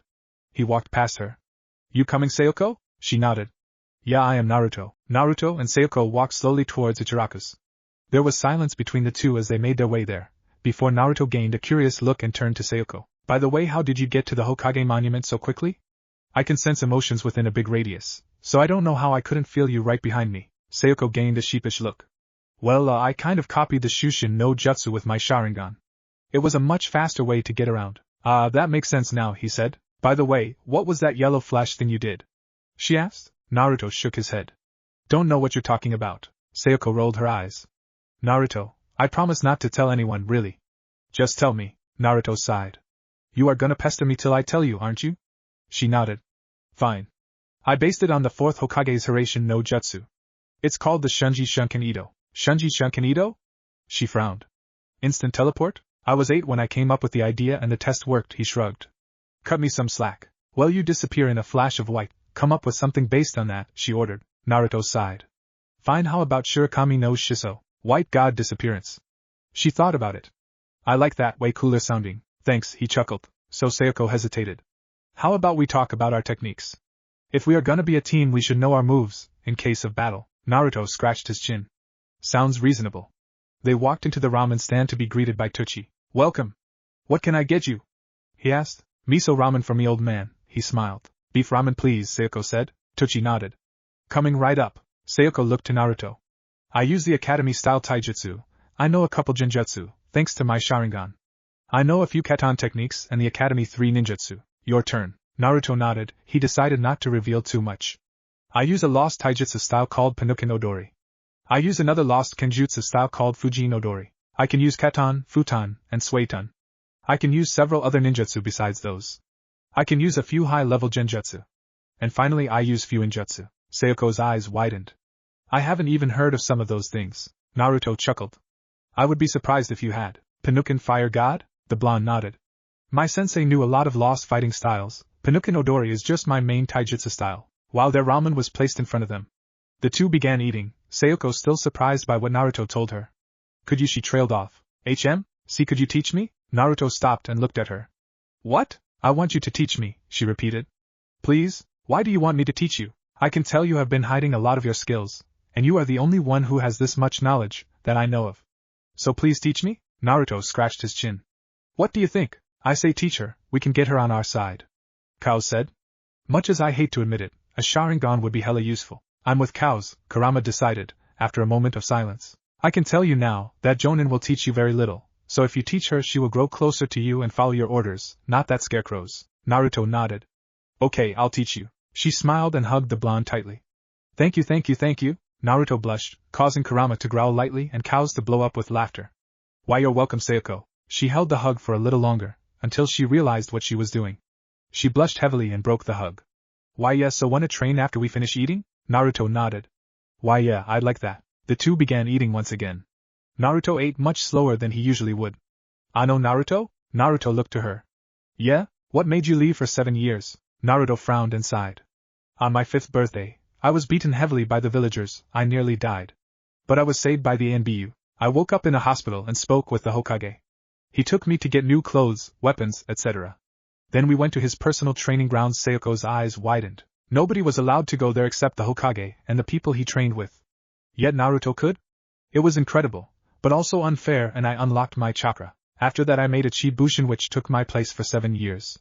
I trained, and here I am. But why would the villagers beat you? She asked, confused. Naruto smiled sadly. Because the Yondaime wasn't able to kill the Kyuubi, and instead sealed it inside a newborn baby. What does that have to do with this? What day did the Kyuubi attack? He asked. October 10th, she said instantly. And when is my birthday? Oktober, she gasped. You mean? Yes, I was that baby.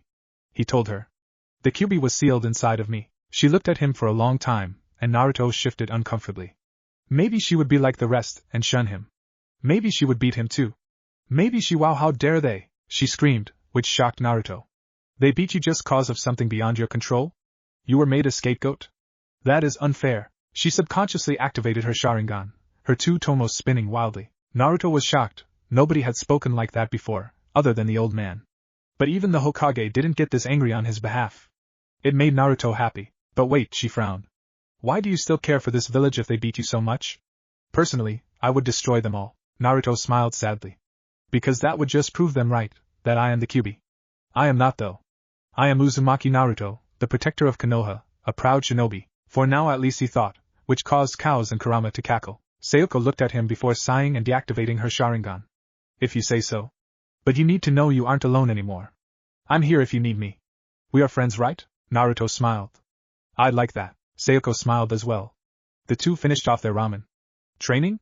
She asked. Training, Naruto agreed, and the two walked together to the training grounds. Over the next month, Team 7 did their training, if you could call it that. They did team exercises to build trust between each other. These exercises included throwing a ball to each other with blindfolds on, falling back to be caught, etc. Sasuke felt insulted that they wasted time doing this. He was an Uchiha elite, he did not need this. He should be doing dangerous missions to build his rep and make Itachi fear him. Sayoko was annoyed. She could have been training with Naruto, getting stronger, but this was wasting her time. Naruto was mutual about this, and Sakura thought this was normal for fresh genin teams. They did D-rank missions too, which Naruto pretty much did single-headedly with Sayoko. It was thanks to them Team 7 had the record for catching Tora in record time, 10 minutes 37 seconds. That was including the time it took them to take the mission and locate Tora. Sasuke and Sakura didn't do any of the work, Sasuke thinking it wasn't worthy of him, and Sakura following his example. This meant Naruto and Sayoko had to work without help, as a two-genin cell, which they preferred. The team had just brought Tora back to her owner, the Fire Daimyo's wife. Oh, thank you, she said happily. Without my Tora I don't know what I would do. Tora looked in pain and crying, which made everyone in the room, other than Sasuke and Sakura, feel sympathy for the poor cat. Serves you right, devil cat. Sasuke thought, grinning. Naruto sighed. Excuse me, miss? Yes, young man? She responded, turning towards Naruto. I think the reason Tora keeps running away is you are showing it too much love, he told her, saying it in such a way that he wouldn't get in trouble. Don't rub your cheek against Tora so vigorously for one, do it gently. Also, let her lay in your palm and scratch her between the ears. She blinked before trying it. Tora purred loudly, enjoying the feeling. Oh my, how wonderful! Tora has never done that, Naruto smiled. If you do this, Tora will run away less often, and also do not feed her too much, eating food at the proper times will do fine. In addition, go on walks with her every so often, so she can get some exercise. The daimyo's wife nodded and gave the Hokage 3 times the amount she usually paid for the mission before leaving the room with a purring Tora. Once she was gone, everyone looked towards Naruto. What? Naruto? Hiruzen sounded strangled. Do you know what you just did? I saved every team in the future the torture of chasing that cat, Naruto responded. Hiruzen looked at him. But nobody has been able to convince her to do that. How did you manage it? Naruto shrugged. Kurama-sensei taught me how to think fast and be a good talker, Sarutobi sighed. Of course, should have known. Kurama-sensei? Sakura asked. Sarutobi froze, but Naruto kept his cool. My personal sensei, a retired Konoha shinobi. She taught me everything I know. Is she the one that taught you all those katan jutsu you showed me? Sayoko asked. I didn't even know some of those existed. Kakashi raised an eyebrow. Sasuke gave his sister an odd look and Sakura while she was looking at Sasuke. What do you mean? Kakashi asked. Naruto sighed. Sayoko and I have been training together over the last month. Well, it's more like I've been her sensei. Sayoko looked sheepish. Yeah, I tried to fight him, but he was way too strong. Sarutobi nodded. Very well. Anywho, for missions we have, weeding a garden, cleaning training grounds 5, carrying some supplies to the Higurashi weapon Estio. No, Naruto said. The Hokage looked at Naruto. No, Naruto repeated. Enough of these D-rank missions. Sasuke and Sakura do jack, making Sayoko and I do all the work. It's time we got a C-rank mission, so these two realize they can't just slack off. Sasuke growled. Sakura screeched at Naruto for being a liar. Hiruzen looked to Kakashi. Are they ready? The Cyclopes shrugged. They are as ready as they will ever be. Hiruzen nodded. Very well, Team 7 will get a C-rank mission. He looked to the Chunin by the door. Call in the bridge builder. The Chunin nodded and left the room. A few minutes later he returned, with a very drunk, old gray-haired man. I pay for shinobi, and I get a couple of brats? They don't look like they could do much, especially Blondie. I assure you, sir, I am much stronger than I look, Naruto promised. The gray-haired man looked skeptical. Whatever. I am the super bridge builder Tazuna. You will guard me with your lives. Naruto's sweat dropped. I have a feeling this is gonna be an annoying trip. Naruto sat by the gates, meditating as he waited for the rest of his team. He was pressed against one of the large wooden doors that kept people in and out of Konoha. Cows had changed the way he looked now as Naruto's cloak. The blonde now wore a long-sleeved, orange zip shirt. The back of the shirt stretched out like a cloak. Naruto began to breath steadily, and he delved into the depths of his mind, in his mindscape. Hey Kurama-sensei. Kurama was sitting in the cage, in her human form. She had long, lush red hair, and silted crimson eyes. She had slightly dark skin and large D-cup. She had few curves, but each one complemented her body. She wore a red kimono, done loosely, so you could clearly see most of her body, though her and were impossible to see no matter how much she moved. Hey Gaki, the red-haired Bija said to him. What are you doing here? Just decided to talk to you while I waited for everyone, sensei, Naruto told her. A silver fox came along beside Naruto.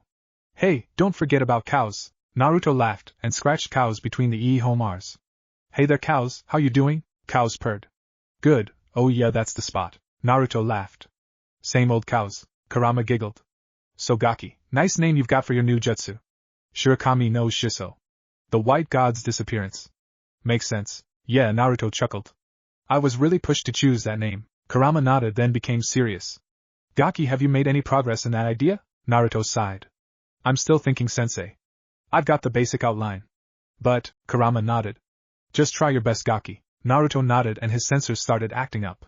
Looks like someone else has arrived. Kurama nodded and reached out to get out the cage, but was shocked. Damn it, Naruto frowned, before closing his eyes. The mindscape shifted. The seal turned into a ring on Kurama's left ring finger. The sewer turned into a vast forest, with a 3-story Japanese-style house. How is this? Kurama looked around in shock. It's for you and cows, Naruto said. I made this place. You don't deserve to be stuck inside a cage, so I made this place. Kurama hugged Naruto tightly. She cried tears of joy. Thank you. Naruto blushed and hugged back. No problem. Cows jumped on top of them. Thanks man. This place is awesome now. Naruto laughed. The two got off of him and he stood. Well, I'll see ya. He fades away. Kurama stares at the spot he was for a long time. Cows looks at her, then the spot Naruto was in, then his eyes widened. No you don't, Kurama blushed. Shut up, Cows laughed. Oh you are. You low. Kurama knocked out Cows, blushing. Baka, outside the mindscape, Sayoko arrived, and noticed Naruto pressed against one of the gates. Hey Naruto. He didn't stir, which made her look on in confusion. Then realization dawned. Oh maybe he is talking with that. She waited for a few minutes, and eventually Naruto's eyes fluttered open. Oh hey Sayoko, she smiled. Hey Naruto, were you meditating? Naruto nodded. Was just clearing my head. It's our first C-rank mission, and I want to do well. The Uchiha heiress nodded. So, where do you think everyone is? Sakura is probably looking in the mirror to look good for Sasuke, Naruto said instantly, earning a giggle from Sayoko. Sasuke, I guess he is in his room, planning on how to kill Itachi. Sayoko rolled her eyes but nodded. As for Kakashi-sensei, he is over there. He pointed in a direction and she looked, causing her eyes to widen. Walking towards the two was Kakashi Hatake with a bag slung on his back. I smiled. Hello you two, why you're on time, Sayoko said. Kakashi looked confused. Is it really that odd? Yes, his two students responded instantly. Kakashi's sweat dropped. I am serious sometimes, you know. Yes, Naruto said. But that's usually when a new book in the series of Ika Ika Paradise is released. Or you find out you can torture us all day. Kakashi chuckled. Got me there. He pulled out his book and began reading. A few minutes later, Tazuna arrived. He frowned. Where are the other two? The duck hair is brooding in the mirror, making plans on killing his evil brother, Naruto said seriously, which made Tazuna shiver in fear, and the pink-haired banshee is masturbating in the mirror to the thought of said duck hair fucking her hard and fast. Sayoko turned red at that. Kakashi chuckled, and Tazuna blew up in full-blown laughter. Kurama giggled uncontrollably in the mindscape, and Cows was still unconscious. That was a good one, Gaki. Tazuna managed to say. You're okay in my books, Naruto smiled. Thanks, Tazuna-san. Tazuna chuckled. No problem. Another 5 minutes passed and Sakura and Sasuke arrived. You're late, Kakashi said. The two looked at him like he were from outer space. Sakura formed the ram seal. Kai. Kakashi looked confused. It's not an illusion. Sasuke formed the ram seal. Kai. Nothing happened. Kai. Kai.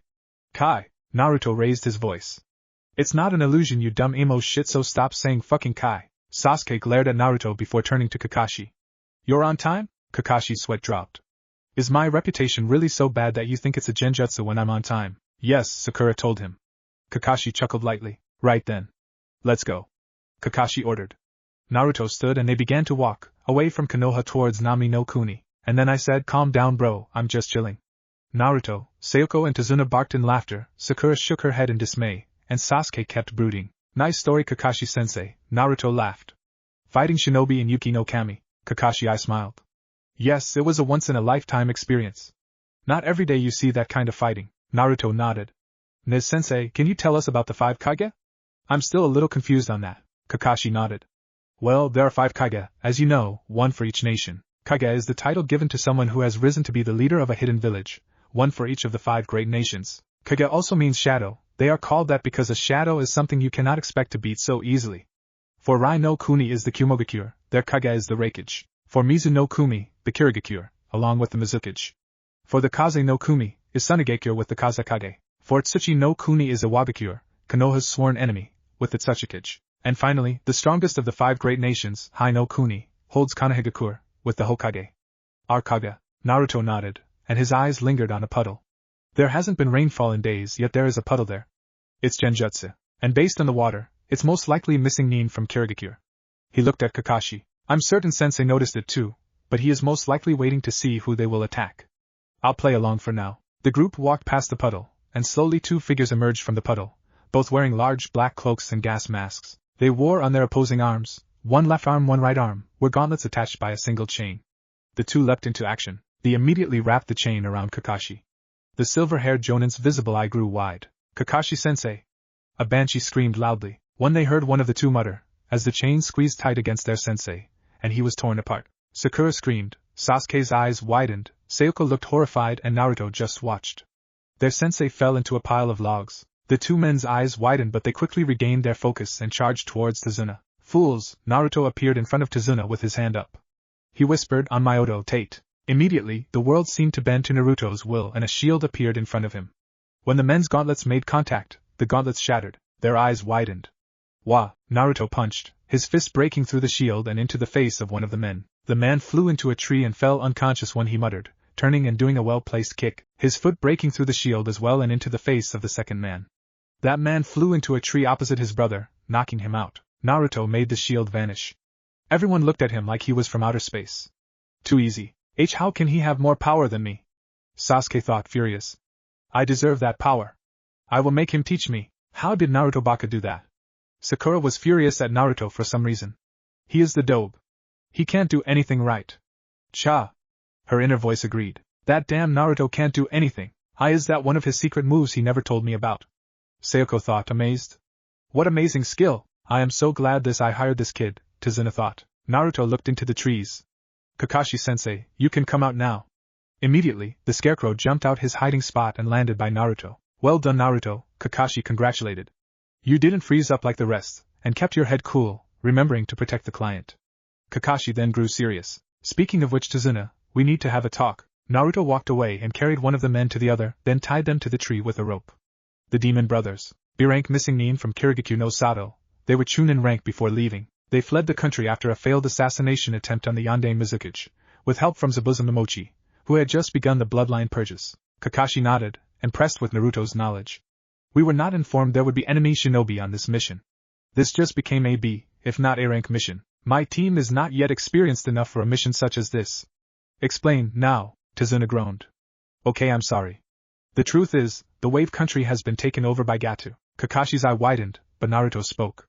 Gato as in the business tycoon? Tazuna nodded. That's what he uses as his bright side, but he is a bad person. He does illegal trades with all kinds of places, and takes over villages until they submit and work for him. He's a monster. Building the bridge is our only hope of opening trade of our own and buying the country back from Gato. We needed some proper shinobi, but we only had enough for a C-rank mission. Kakashi glared. Then you could have made a contract with the Hokage. You could have hired Jonin and paid the Hokage once you got the money. Tazuna's gaze dropped. I'm sorry, Kakashi sighed. It doesn't matter. Team, we are heading BA. No, Naruto said. Kakashi looked towards the blonde. No, Naruto repeated. I can tolerate a lot of things, pain, hatred, I can deal with it all. But scumbags like Gato? I will not let him remain in power. I say we go through with the mission. Kakashi glared at him. It is not your decision. I agree with him, Sayoko interrupted. That shocked everyone, and Tazuna looked grateful. I've heard of Gato, and scumbags like him shouldn't be allowed to live. I say we kill him. Naruto grins and looks to Sasuke. You and Imo? I'm sure Gato has hired a couple people you can use as practice before you face Itachi. Sasuke scowled, but grinned slightly at the thought. Much as I hate you, Dobe, I'm in. Sakura, wanting to follow Sasuke, said I'm in too. Kakashi looked to all four of his students and sighed. I guess we will continue the mission. But I expect full pay when we can get it, understand? Tazuna nodded. Of course. Certainly, Naruto smirked. Well then, let's keep moving. After walking for a while, Kakashi decided they all needed a break. There was a fog around them, almost like mist. Kakashi was speaking to Tazuna about situations concerning his protection. Sasuke was brooding.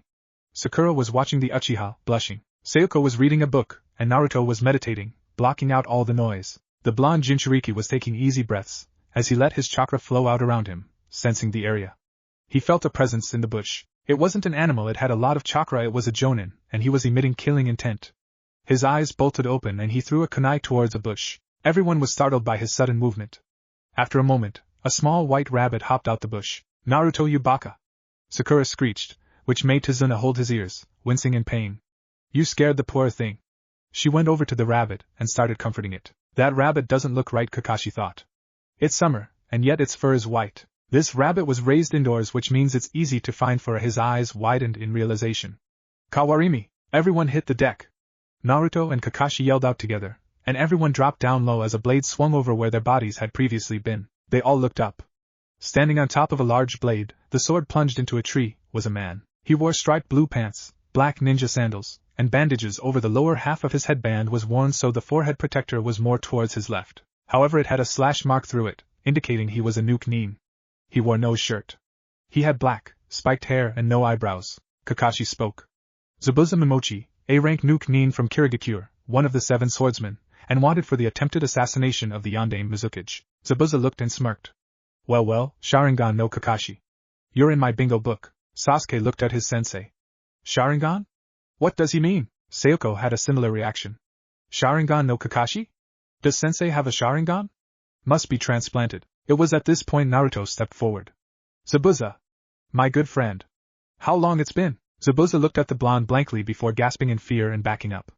And Naruto? The one and only, the Uzumaki heir grinned. But how? Zabuza yelled. Haku and I watched you die. We buried you ourselves. Now Zabuza, Naruto smirked. You should know you can't keep a good man down. Naruto looked to Kakashi. Stay out of this, sensei. This is a personal matter. Kakashi glared at him. No, Naruto, he is way above your leave. In an instant, Naruto held his fist on Kakashi's face. Want to repeat that? Everyone besides Zabuza was shocked at this. Sayoko especially. Naruto was her friend, but this was a first for her to see him acting like this. Kakashi's eye widened before he sighed. Fine. Naruto moved his fist and turned towards Zabuza. Now Zabuza, how about a little deal? Zabuza frowned, and shifted uncomfortably. What kind of deal? First one to draw blood has to do what the winner says, Naruto stated simply. Zabuza looked at him before grinning. I'm game. What are the rules? Fight only to drawing blood. The moment blood is spilled the battle is over. No killing. Naruto rolled up his sleeves to show his gauntlets. Zabuza grinned and made a single seal with one hand. Kirigakure no Jutsu. Immediately, the fog became more dense and spread, becoming a fine mist that blocked their sights. Oh, same old tactics Zabuza, Naruto smirked. He turned and moved his arm up and blocked Zabuza's blade with his right gauntlet. And always attacking from the back first. He then moved his arm to block another one coming from another direction. And then doing that. Honestly, don't you learn? He kicked both Zabuza away, one of them becoming water. Zabuza growled.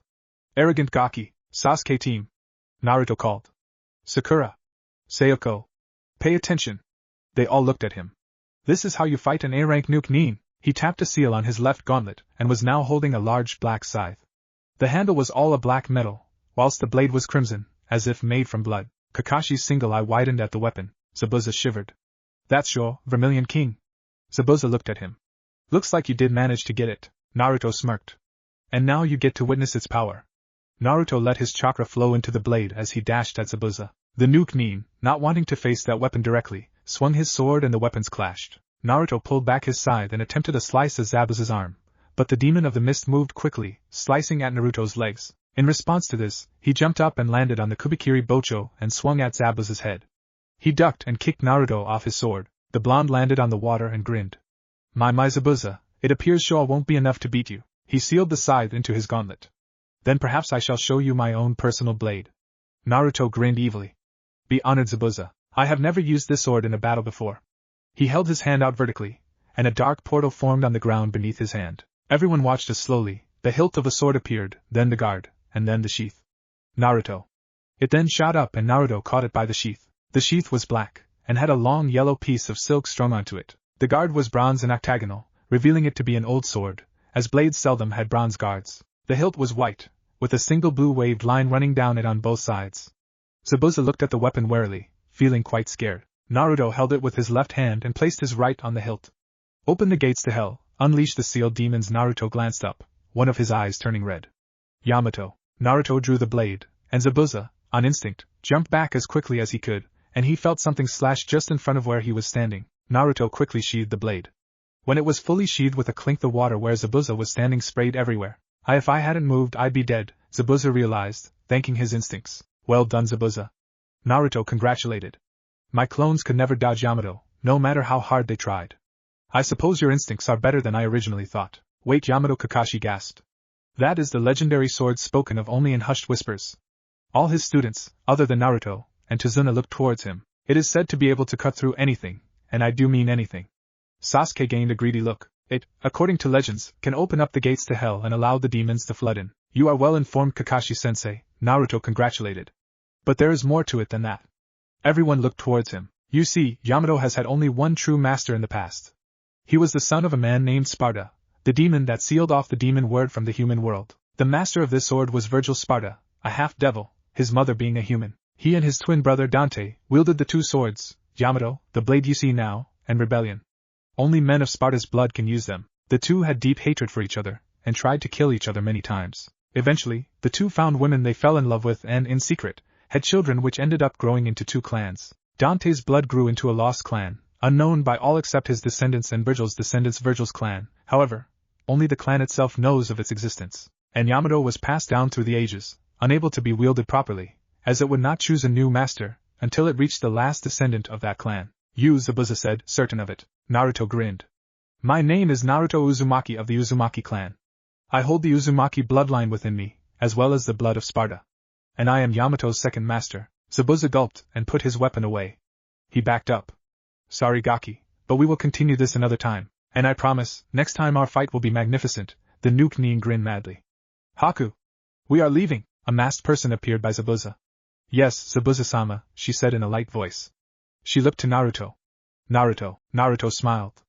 Hey Haku, looks like we are enemies now.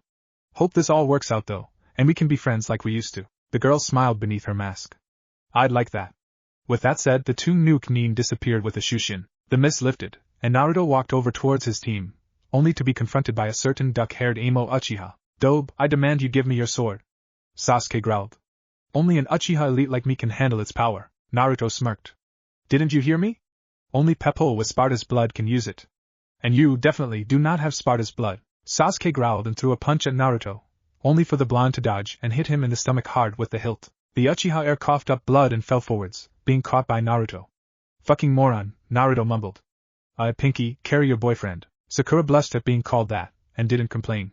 She picked up Sasuke and they all began to walk. You and I need to have a talk, Uzumaki. Sayoko narrowed her eyes. Yeah, I know, Naruto sighed. Naruto Kakashi looked at him. How do you know Zabuza? Naruto sighed, and looked around. Well, we are gonna be walking for a while. So I may as well tell you it's the story of how I got Yamato, and how I learned of my Uzumaki heritage. Uzumaki heritage? Kakashi asked, an eyebrow raised. Naruto nodded. The Uzumaki clan were a powerful people of Yuzushiogakure no Sato, which was actually Inami no Kuni. Tazuna was surprised. His country held a hidden village at one point? It took the combined efforts of Kiri, Kumo and IWA to take them down, and even then they took down 2/3 of the people that attacked with them. After their defeat, the survivors scattered. Sayoko frowned. That isn't the story we want, Naruto. Tell us. How do you know Zabuza? Naruto sighed. It all began the day I blew up a house. Kakashi's eyes widened. You what? Naruto held up a hand. Let me finish. Kakashi calmed down and looked at him. Sorry, go on. As I was saying, it began the day I blew up a house. Megan, flashback no jutsu. A 9-year-old Naruto stood outside a ruined building. Windows were shattered, large holes in the walls. The building was a sickly gray color. The Uzumaki stared at the building. This is where my father and mother were nearly killed, that's what you said. Right, Kurama-sensei? Yes, the Bijou told him. Then let it be forgotten, he made the ram seal. Katsu. The building shook violently before blowing up. People screamed in panic and began running around, feeling they were under attack. The blonde turned and walked away from the building. After a minute or so, he felt a presence following him, and left the village quickly, going deep into the forest. Once deep enough, he turned. Come out. I know you're there. 2 people jumped from the trees. A man and a young girl. Not bad, kid, the man said in a deep voice. I saw what you did to that building, and I like your style. What's your name? Naruto stared at him. Isn't it common courtesy to give your name before asking someone else's? The man grinned beneath the bandages covering the lower half of his face. Cocky brat. Fine. I'm Momochi Zabuza, and this is my adopted daughter, Momochi Hakui. The girl nodded to him. Now your name? Uzumaki Naruto, the blonde told them, and Zabuza's eyes widened in shock before calming. Don't lie, kid, Zabuza told him. Uzumaki have straight red hair, not blonde and spiky like yours. Naruto growled. My mother was an Uzumaki. I got strong genes from my father in the regard of my hair. And who were your parents? Zabuza said, hoping to catch him out. Uzumaki Kushina and Namikaze Minato. Naruto snapped, and Zabuza froze. His parents are the Yondaime Hokage and Konoha's Red Death? Zabuza was quite afraid of this boy all of a sudden. Someone born from those 2 people was bound to be powerful. What's wrong, Toussaint? The girl asked, worried by her father's face. So Naruto, Zabuza said, calming down and ignoring his daughter, which made her pout. What are you doing so far from Konoha? Naruto snorted. Like those bastards give a fuck about me. The tone in which he spoke made even Zabuza's blood run cold. And for your information, I am technically still there. I merely have a clone in my place. At least he will remain there until I return in 3 years. Zabuza nodded. You still haven't answered my question though. Training, the blonde said, as if it was the most obvious thing in the world. And I am learning of my heritage. I need to know more of the Uzumaki clan. Right now I don't know a damn thing. Zabuza tapped his chin, thinking. Until an idea popped into his head. Then why don't you come with me, Gaki? Haku looked at her adoptive father. Toussaint, Naruto blinked. Pardon? If you are training out here, this far from Konoha, you must be strong. Zabuza explained. But I can make you stronger. I know a little about the Uzumaki clan, and I know where a few of their scrolls are. If you come with me, I can teach you what I know. Naruto tapped his chin, considering this. What do you think, Kurama-sensei? Naruto asked out loud. Zabuza frowned. Huh? Haku too had a blank look. No problems here, Gaki, Kurama told him. Naruto nodded and looked at Zabuza. Kurama-sensei says it's okay. Zabuza frowned. Who is Kurama? The 9-tailed demon fox sealed in my gut by my father, Naruto replied, using a matter-of-factly tone. Zabuza's eyes widened again. A Jinchuriki and the son of those 2? Fuck, this kid is gonna be strong. Well then, kid, welcome aboard. But let me ask, why are you in this town? Surely you know there is nothing Uzumaki here. Naruto nodded. Yes, I know, Kurama-sensei told me. Then why? I'm looking for the shawl. Naruto shrugged. Zabuza laughed. Please, the shawl doesn't exist. Naruto's eyes narrowed dangerously. I have a 6,000-year-old demon sealed in my stomach, who was around at the time of its creation. The shawl is real, Zabuza faltered. He stared at the blonde before sighing. Whatever, kid. Haku and Zabuza walked past Naruto. Come on, Naruto nodded, and walked with them, heading to a new destination. And that's how I met Zabuza. Naruto told Kakashi. So Zabuza was your sensei? Sayoko asked. Yes, he taught me silent killing, and an alternative kenjutsu style to my normal one. Naruto replied. But what about your Uzumaki heritage? Kakashi asked. I'm getting to that. Naruto snapped. Anyway, we arrived in Tsuchi no Kuni after traveling for a while. Alright, let's set up camp, Zabuza ordered. Naruto nodded, making some bushin. Excuse me for a while, Zabuza, Naruto said. I'm going to go for a walk. The blonde had changed over the time. His whisker marks were deeply faded, almost non-existent. His originally spiky yellow hair had been tamed, and fell flat. It was now a silvery blonde with silvery red tips, but more silver than blonde, and more silver than red. Zabuza nodded. Be back in half an hour. Understood? Come back soon, Naruto-kun, Haku told him, blushing slightly. She had grown close to him over the months, and had developed a crush on him. Hi, Naruto responded, before walking off. Once he was far enough away, he let loose a breath. Man, have to act serious around Zabuza all the time. It's pissing me off. Worry about that later, Gaki, Kurama told him. Right now focus on the task at hand. It should be around here. Naruto nodded. He went deep into a cave, going very deep inside. He used his katon to light the top of a torch by the entrance so he could see. Are you sure I'll find that scroll here? Naruto asked his bijou aloud. The vixen rolled her eyes, not that the Uzumaki could see. Trust me. I know what I am doing. Naruto nodded and delved deeper into the cave, and deeper we aren't getting anywhere. Naruto proclaimed. As soon as he said that, he hit a dead end. Are you fucking serious? Naruto growled. Wait, Gaki! Kurama exclaimed.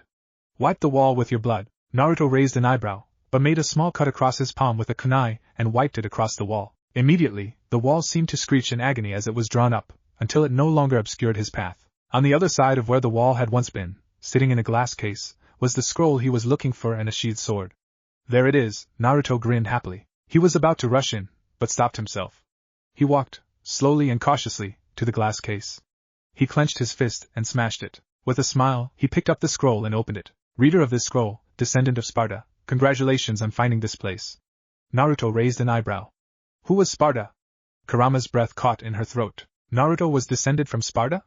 The Sparta? Naruto, oblivious to the vixen, continued reading. If you are reading this, then our clan has been wiped out, and you are the last one, for the scroll would not open otherwise. In the case you do not know of this, you are a part of a forgotten clan, known as the Ancient Clan. We are descended from the half-devil known as Virgil, one of the sons of Sparta. The sword with this scroll is known as the Yamato, the blade of our clan. Only our ancestor Virgil could master it. We can only hope you will master it, and bring honor back to us. If it accepts you as its master, your devil's blood shall react and become stronger, making you a quarter devil. However, this will also grant you the ability to use devil arms. Beware, the wielder of the skull blade. Beware, the wielder of rebellion. Rebellion? Naruto questioned, and noticed the blade Yamato seemed to shake in anger. Naruto looked at it. You want revenge against rebellion, don't you? The sword shook once, indicating yes. Then accept me as your master, and we shall make rebellion regret every being created. The sword hovered and floated over to Naruto, waiting. It's time for you to wake up. He grabbed the hilt. Yamato. As he drew the blade, he was enveloped in a bright light, and everything faded. Naruto awoke outside the cave, Yamato in hand, and a scroll in one of his seals. He did not know how he got out, but he wasn't complaining. He looked up. How long has passed, Kurama-sensei? About 20 minutes, the bijou told him. Naruto nodded. He looked in the direction he had come, where Zabuza and Haku were. Sorry you too, he whispered. But now I need to go. A black portal opened up in front of him, where he put Yamato into. The portal closed, and he made a chi-bushin. You know what to do. It nodded. The two walked back to where Zabuza and Haku were. Naruto beat up the bushin a little bit, before slamming a hand through its chest. It coughed out blood. It crawled into the clearing, and he heard Haku scream. He sighed sadly, and he walked away, not daring to look back, for fear of wanting to see them. Flashback no jutsu. Kai, while Kakashi was shocked. This kid this man had gone through all of that at only 9. Incredible. He found new respect for him. Sayoko, on the other hand, was sad for Naruto. Why did you leave? Sayoko asked. Naruto sighed. I had a new power that wasn't in check. I could not risk hurting them. I thought I wouldn't see them again, so I decided it would be best if they thought I had died. I won't say I didn't regret my choice, I do, but I felt it was for the best. Sayoko sighed sadly, worried for her friend. Wait, Kakashi spoke, realizing something. In the story you said you had silvery blonde hair that was straight. You are correct, Naruto said. Then why don't you have it now? Genjutsu, Naruto said, rolling his eyes. If my hair wasn't spiked, Hokage would never believe it was me without a lengthy discussion, and I hate those. Everyone, except the still unconscious Sasuke, sweat dropped at his answer. So you're a quarter devil? Sayoko asked. Oh yeah? Naruto grinned. Gives me a longer lifeline. Plus, on top of that, I can wield devil arms which are devil or demon souls turned into a weapon for me. How many do you have? Kakashi asked, curiously. 3, Naruto responded. I have Yamato, of course. I have another devil soul from one I defeated a year ago, although just barely. She was a horny devil, he chuckled at his own pun. Kakashi giggled perversely, and Sayoko glared. Tazuna couldn't help but chuckle. She tried to suck out my life with a kiss, didn't manage it though. And then the last one, well, I'll keep that one to myself. Kakashi nodded in understanding. Of course, Naruto. In time, they arrived by a shore, with a man waiting with a boat. You're here, Tazuna, the man said. Yes, we need a lift to town, Tazuna told him. As long as they are quiet, it will be no problem. They all climbed aboard the boat, and the man began to row the boat. Sasuke awoke a few minutes later, and brooded, annoyed with Naruto. I take it you do this to not be caught by Gato? Kakashi asked. Tazuna nodded. If we use another boat, we will get caught. Better to do things like this. Understandable. Naruto said. There was a heavy fog around them as the boat moved. And the fog is to help shield you, correct? Tazuna nodded. Very clever, thank you, Tazuna said. But being clever isn't enough. We need to work hard too. In order to finish the bridge we must. Naruto nodded in understanding. I know what you mean. It is like when I left Zabuza and Haku, I needed to master Yamato. Hard world was needed to master it. Speaking of that, Naruto, Kakashi spoke. How strong are you? Everyone tensed. They were all secretly wondering how powerful the blonde genin was. Zabuza seemed to be afraid of him. Was he stronger than Zabuza? In a flat-out fight, I would lose to Zabuza. Apparently not. However, that caught everyone's attention. By flat-out fight, I mean a fight with brute force, no jutsu, nothing but swords and fists. In terms of strategy, I have him beat easily. And if we fought using our jutsu? He tapped his chin. Close to call. I may just win. If I were to use Yamato, then I could win a bit more easily, but I don't want to use him for such trivial things. You think an A-rank nuke nin is trivial? Sayoko asked, shocked. Naruto nodded. Yes. I might use Yamato against an S-rank nuke nin, but only if I had no choice. Against an SS rank? I would call him out immediately, Kakashi nodded. And what of that side you used? That is the Sho, Naruto told him. A very special weapon. It is spoken of in legends. It was said to be one of the 5 great weapons in all of existence. The weapons being, in order from weakest to strongest, Sho, the Soul Slicer, a tool of the Rikuta Sannin, then Dante's legendary sword, Rebellion, Yamato, the blade you all know and love, and finally the sword of Sparta. Sho is the weakest, but it is powerful. When someone is killed by it, their soul is stored in the weapon instead of going to the Shinigami. It is the same for Yamato and Rebellion. Sparta's sword completely erases the soul from existence, which is why it is the strongest. Even the Shinigami fears Sparta's blade. Everyone was shocked at that. Even the Shinigami feared Sparta's blade? A certain Uchiha had some greedy thoughts. I need that blade. With it, Itachi will suffer. Naruto, you mentioned Rebellion before, but what is it exactly? Sayoko asked. Rebellion is, in a sense, the brother of Yamato, Naruto informed them. However, its full power can only be unlocked by someone with Sparta's blood. Unlike Yamato, Rebellion isn't picky about its master as long as they are willing to fight demons and devils for peace. Does that mean anyone can use Rebellion? Kakashi asked. Not exactly, Naruto told him. Rebellion can be used by humans, but it will not be as strong as when someone of Sparta's blood uses it. In fact, it will only hold a fraction of its true power. And Yamato cannot be used by anyone other than the one it chooses as its master. In this case, me, how many devils are there? Sayoko asked. Oh, hundreds, thousands, millions even, Naruto said, waving a hand dismissively. However, a lot of them are sealed in the demon world. Only the most powerful devils live here. Nevin was one such devil. She faced Dante and lost, but was revived a few thousand years after his death. All the devils Dante has faced have revived with time, but they are in hiding. Devils or not, humans have become stronger than before, with the ability to seal them away. Kakashi nodded. One last thing, Naruto. Naruto nodded. Go ahead. Have you killed before today? Naruto nodded. Just one person. He attempted to harm someone close to me, so I killed him. I felt regret from killing, but it passed quickly. But moving on to more serious matters, Naruto said seriously. I'll have to ask you to not help me face Zabuza when we encounter him again. Kakashi frowned. I can't do that, Naruto. Please, Naruto asked. I need to do this. It is the least he deserves. I left him and Haku, thinking I was dead. He deserves this fight. Kakashi stared at him and sighed. Very well. But in the mission report, I will have to write I faced him. That okay? Naruto nodded. Fine with me. He looked to Sakura and Sasuke. This should go without saying, but if you ever mention this to anyone his right eye turned into a crimson slit, I will kill you. Sasuke and Sakura, though stupid, knew to nod quickly. His eye turned back to being blue. Good. You ran away? A small, blonde-haired man with sunglasses demanded. Yes, we did, Zabuza said. They had not only Sharingan no Kakashi with them, but also a former student of mine. He held 2 of the 5 legendary weapons. They are not only priceless, but dangerous. It doesn't matter, the small man growled, clearly angry. You should do your job. Zabuza held the Kubikiri Bocho to his neck in an instant. Do not question my judgment, Gatu. I know what I am doing, and I will strike them soon enough. The job will be done, and then I'll end your life soon after, scum. Gatu shivered in fear before taking a step back. I will give you one more chance, Zabuza. If you fail this time, I will not be as forgiving. Gatu looked to his 2 guards, one who wore an eye patch, and another who wore a hat.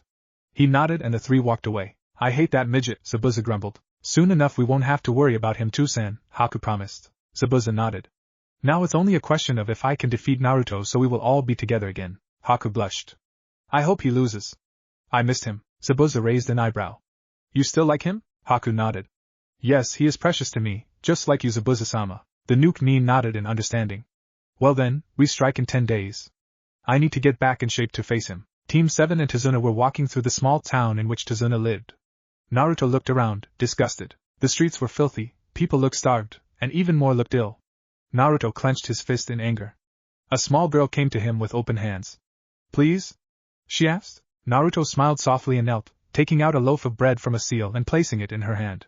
Don't worry, I promise soon enough things will improve. The Uzumaki ruffled the girl's hair, who smiled brightly. Naruto had only one thought in his head at this time. Gatu will pay. The girl thanked Naruto before leaving. When Naruto rose, the group looked at him. What? I didn't know you were so good with kids, Dobe, Sasuke smirked. Yeah, you don't seem like the type, Sakura added. My student is growing up so fast, Kakashi fake sobbed, wiping a fake tear from his eye. Little Naruto is good with the other children? Sayoko asked rhetorically. Naruto gave them the finger. Fuck you guys. Was all he said and motioned to Tazuna to lead on, who simply chuckled and led them to his house. I made a good choice in who I hired, Tazuna decided happily. In time, they came to a small house. Tazuna opened the door. I'm home, he called out. A young woman came out the kitchen, who smiled. She had long black hair and black eyes. She wore a pink t-shirt and a long purple skirt. Welcome home, father. A young boy ran down the stairs and hugged the old man. Grandpa, Tazuna smiled. Hello, you two. I miss you both. He turned to Team 7. This is my family. This here is my grandson, Inari. And the lady you see there is my daughter, Tsunami. Naruto walked over to Tsunami and got on one knee before kissing her hand. A pleasure, Lady Tsunami. Tsunami gained a fierce blush, Sayoko growled lowly, and Tazuna glared. And nice to meet you, young man. What is your name? I am Naruto Uzumaki, he told her. Your father hired my team and I to protect him until such a time as the bridge is finished. We will work to the best of our ability to protect your family. Tsunami blushed even more. Thank you, and Naruto-san? Kakashi gave Naruto a thumbs up. Smooth, the sensei said perversely. Naruto stood and looked back, noticing Sayoko's look. Is someone jealous, Sayoko? She looked away. No. Naruto chuckled lightly before walking to Sayoko and getting on one knee, kissing her hand. I cannot live with myself if you are displeased, Lady Sayoko. It was Sayoko's turn to blush fiercely. Sasuke growled this time, annoyed with Naruto. Shut up, you baka. Naruto grinned and stood, before looking at Tazuna. Calm down, Tazuna, your daughter is indeed beautiful. However, I feel I may be a bit too young for her. After all, I am too. He frowned. What day is it? October 10th, Tazuna responded. Kakashi's lone eye widened, and Sayoko's blush vanished instantly, replaced with sadness. Naruto gained a distant look. I see, excuse me. Naruto walked past his sensei. What's up with the gaki? Tazuna asked. Kakashi sighed. Today is Naruto's birthday. Shouldn't that be a good thing? Tsunami asked. Sayoko shook her head, which surprised Kakashi. Naruto had a difficult life. Every time his birthday rolled around, even when he was a young child, he was beaten harshly, starved, made to suffer. Tazuna's eyes widened in alarm. Tsunami looked shocked. Even Inari looked sad for the blonde. Maybe he isn't like other people, was the boy's thought. How could anyone do something so cruel to such an innocent child? Tsunami yelled. If anyone had done that to Inari, she would have made them pay. Naruto was hurt for something out of his control, Kakashi told her. He is an orphan, born on the day of the worst day in the history for our village. It was after a certain attack by an entity. After it was defeated, Naruto was put in the orphanage, nobody knowing who his parents were. They thought of him as the entity that attacked, and beat him harshly for it. He needed to have a team of A and B with him at all times by the time he was 1. Sayoko sighed sadly. I'm going to go look for him. She left the house. Everyone was shocked. The thought that someone could hurt a child was shocking. The only one who didn't care was a certain duck-haired Uchiha Imo. What lies? Probably a sob story. I will gain his power and kill him. Thousands of stars illuminated a lake in the forest. A gentle breeze blew, causing ripples in the water. Standing atop the water, with closed eyes, stood Naruto without the genjutsu over his body. With it gone, he looked different. His whisker marks could no longer be seen unless you were to put your eye right by Naruto's cheek. His hair was no longer spiky. It was pure silver, besides the very tips that were blood red. His clothes were different too. Kao's had changed into a black cloak that reached the top of his ankles. He wore a dark red shirt, black jeans, and dark brown boots. His eyes were closed as he held Yamato at his side. His right hand hovered over the hilt, ready to draw it at a moment's notice. He didn't do anything. He didn't open his eyes, he didn't move an inch, he didn't even breathe. He simply stood atop the lake. Slowly, a silver aura began to cover his body. Silver swords appeared around him and shot in all directions, slicing through trees. He gripped Yamato. Open the gates to hell, unleash the sealed demons. Naruto opened his eyes. His left one was now a crimson slit. Yamato. He drew Yamato quick, slashing faster than the eye could see. He then slowly began sheathing it. When it sheathed with an audible click, the water in front of the silver-haired Uzumaki split into, all the way to the bottom of the lake, before crashing back together. Naruto sighed. I'm too slow based on what Kurama says. Virgil was faster. Naruto looked over the water. He then sat, crossed his legs, made an odd hand seal with his hands, and closed his eyes. Yes, Naruto, Kurama told him. You need to feel the chakra in the air, and let flow into your system of its own accord. Naruto sat in silence for a while, but then stood. Not yet. Practicing that out in the open is suicide. He looked to the moon and sighed. It's the same moon as that night from your memories. Isn't it, Kurama-sensei? Kurama sighed. Yes, Naruto, it is the exact same moon. A stray tear fell down his cheek. Why did it have to be me? I'm sorry, Kurama said, for what must have been the 1000th time. Why did it have to be me? Naruto held his hand over his eyes, and tears began to flow freely. Out of the forest came the Uchiha heiress. Upon seeing Naruto, she ran over the water and hugged him. It's okay, Naruto, you aren't alone. Naruto glanced at her, his crimson eye and his azure eye filled with sadness. Sayoko, she hugged him tightly. I don't see why you keep that genjutsu up. You look great. Naruto buried his head into her neck. Why did he pick me? He cried. Sayoko placed a hand on the back of his neck, pulling him deeper into the embrace. It's okay, I'm here for you, Naruto-kun. Naruto looked at her, tears in his eyes. Sayoko, he slowly leaned in with his head. Sayoko mirrored the action, blushes on both their faces. Their lips met, and all of Naruto's sorrows drowned away, as he focused on the person in front of him. Meanwhile, in the mindscape, clutching her chest, was a certain vixen. Why, Kurama thought. Why does my heart ache? The kiss between Naruto and Sayoko lasted what must have been an age for them. At least that's how Sayoko felt. When her lips met Naruto's, she felt nothing else mattered. Not Sasuke, not Konoha, not even revenge on Itachi. All that mattered that her Naruto-kun was kissing her, not Hinata, not Sakura, her. Eventually Naruto pulled his head away, blushing heavily, breathing quite a bit. That was. Sayoko blushed and leaned her head into his chest, her arms still around his body. She could feel the abs under his shirt. They were lean, not those fake muscles she saw on others. These came from years of hard work and dedicated training. They were made to be used. You better take responsibility, she whispered. That was my first kiss. Naruto looked away. It was silent for a while until the silver-haired devil mumbled something. What? Sayoko asked. Naruto looked at her.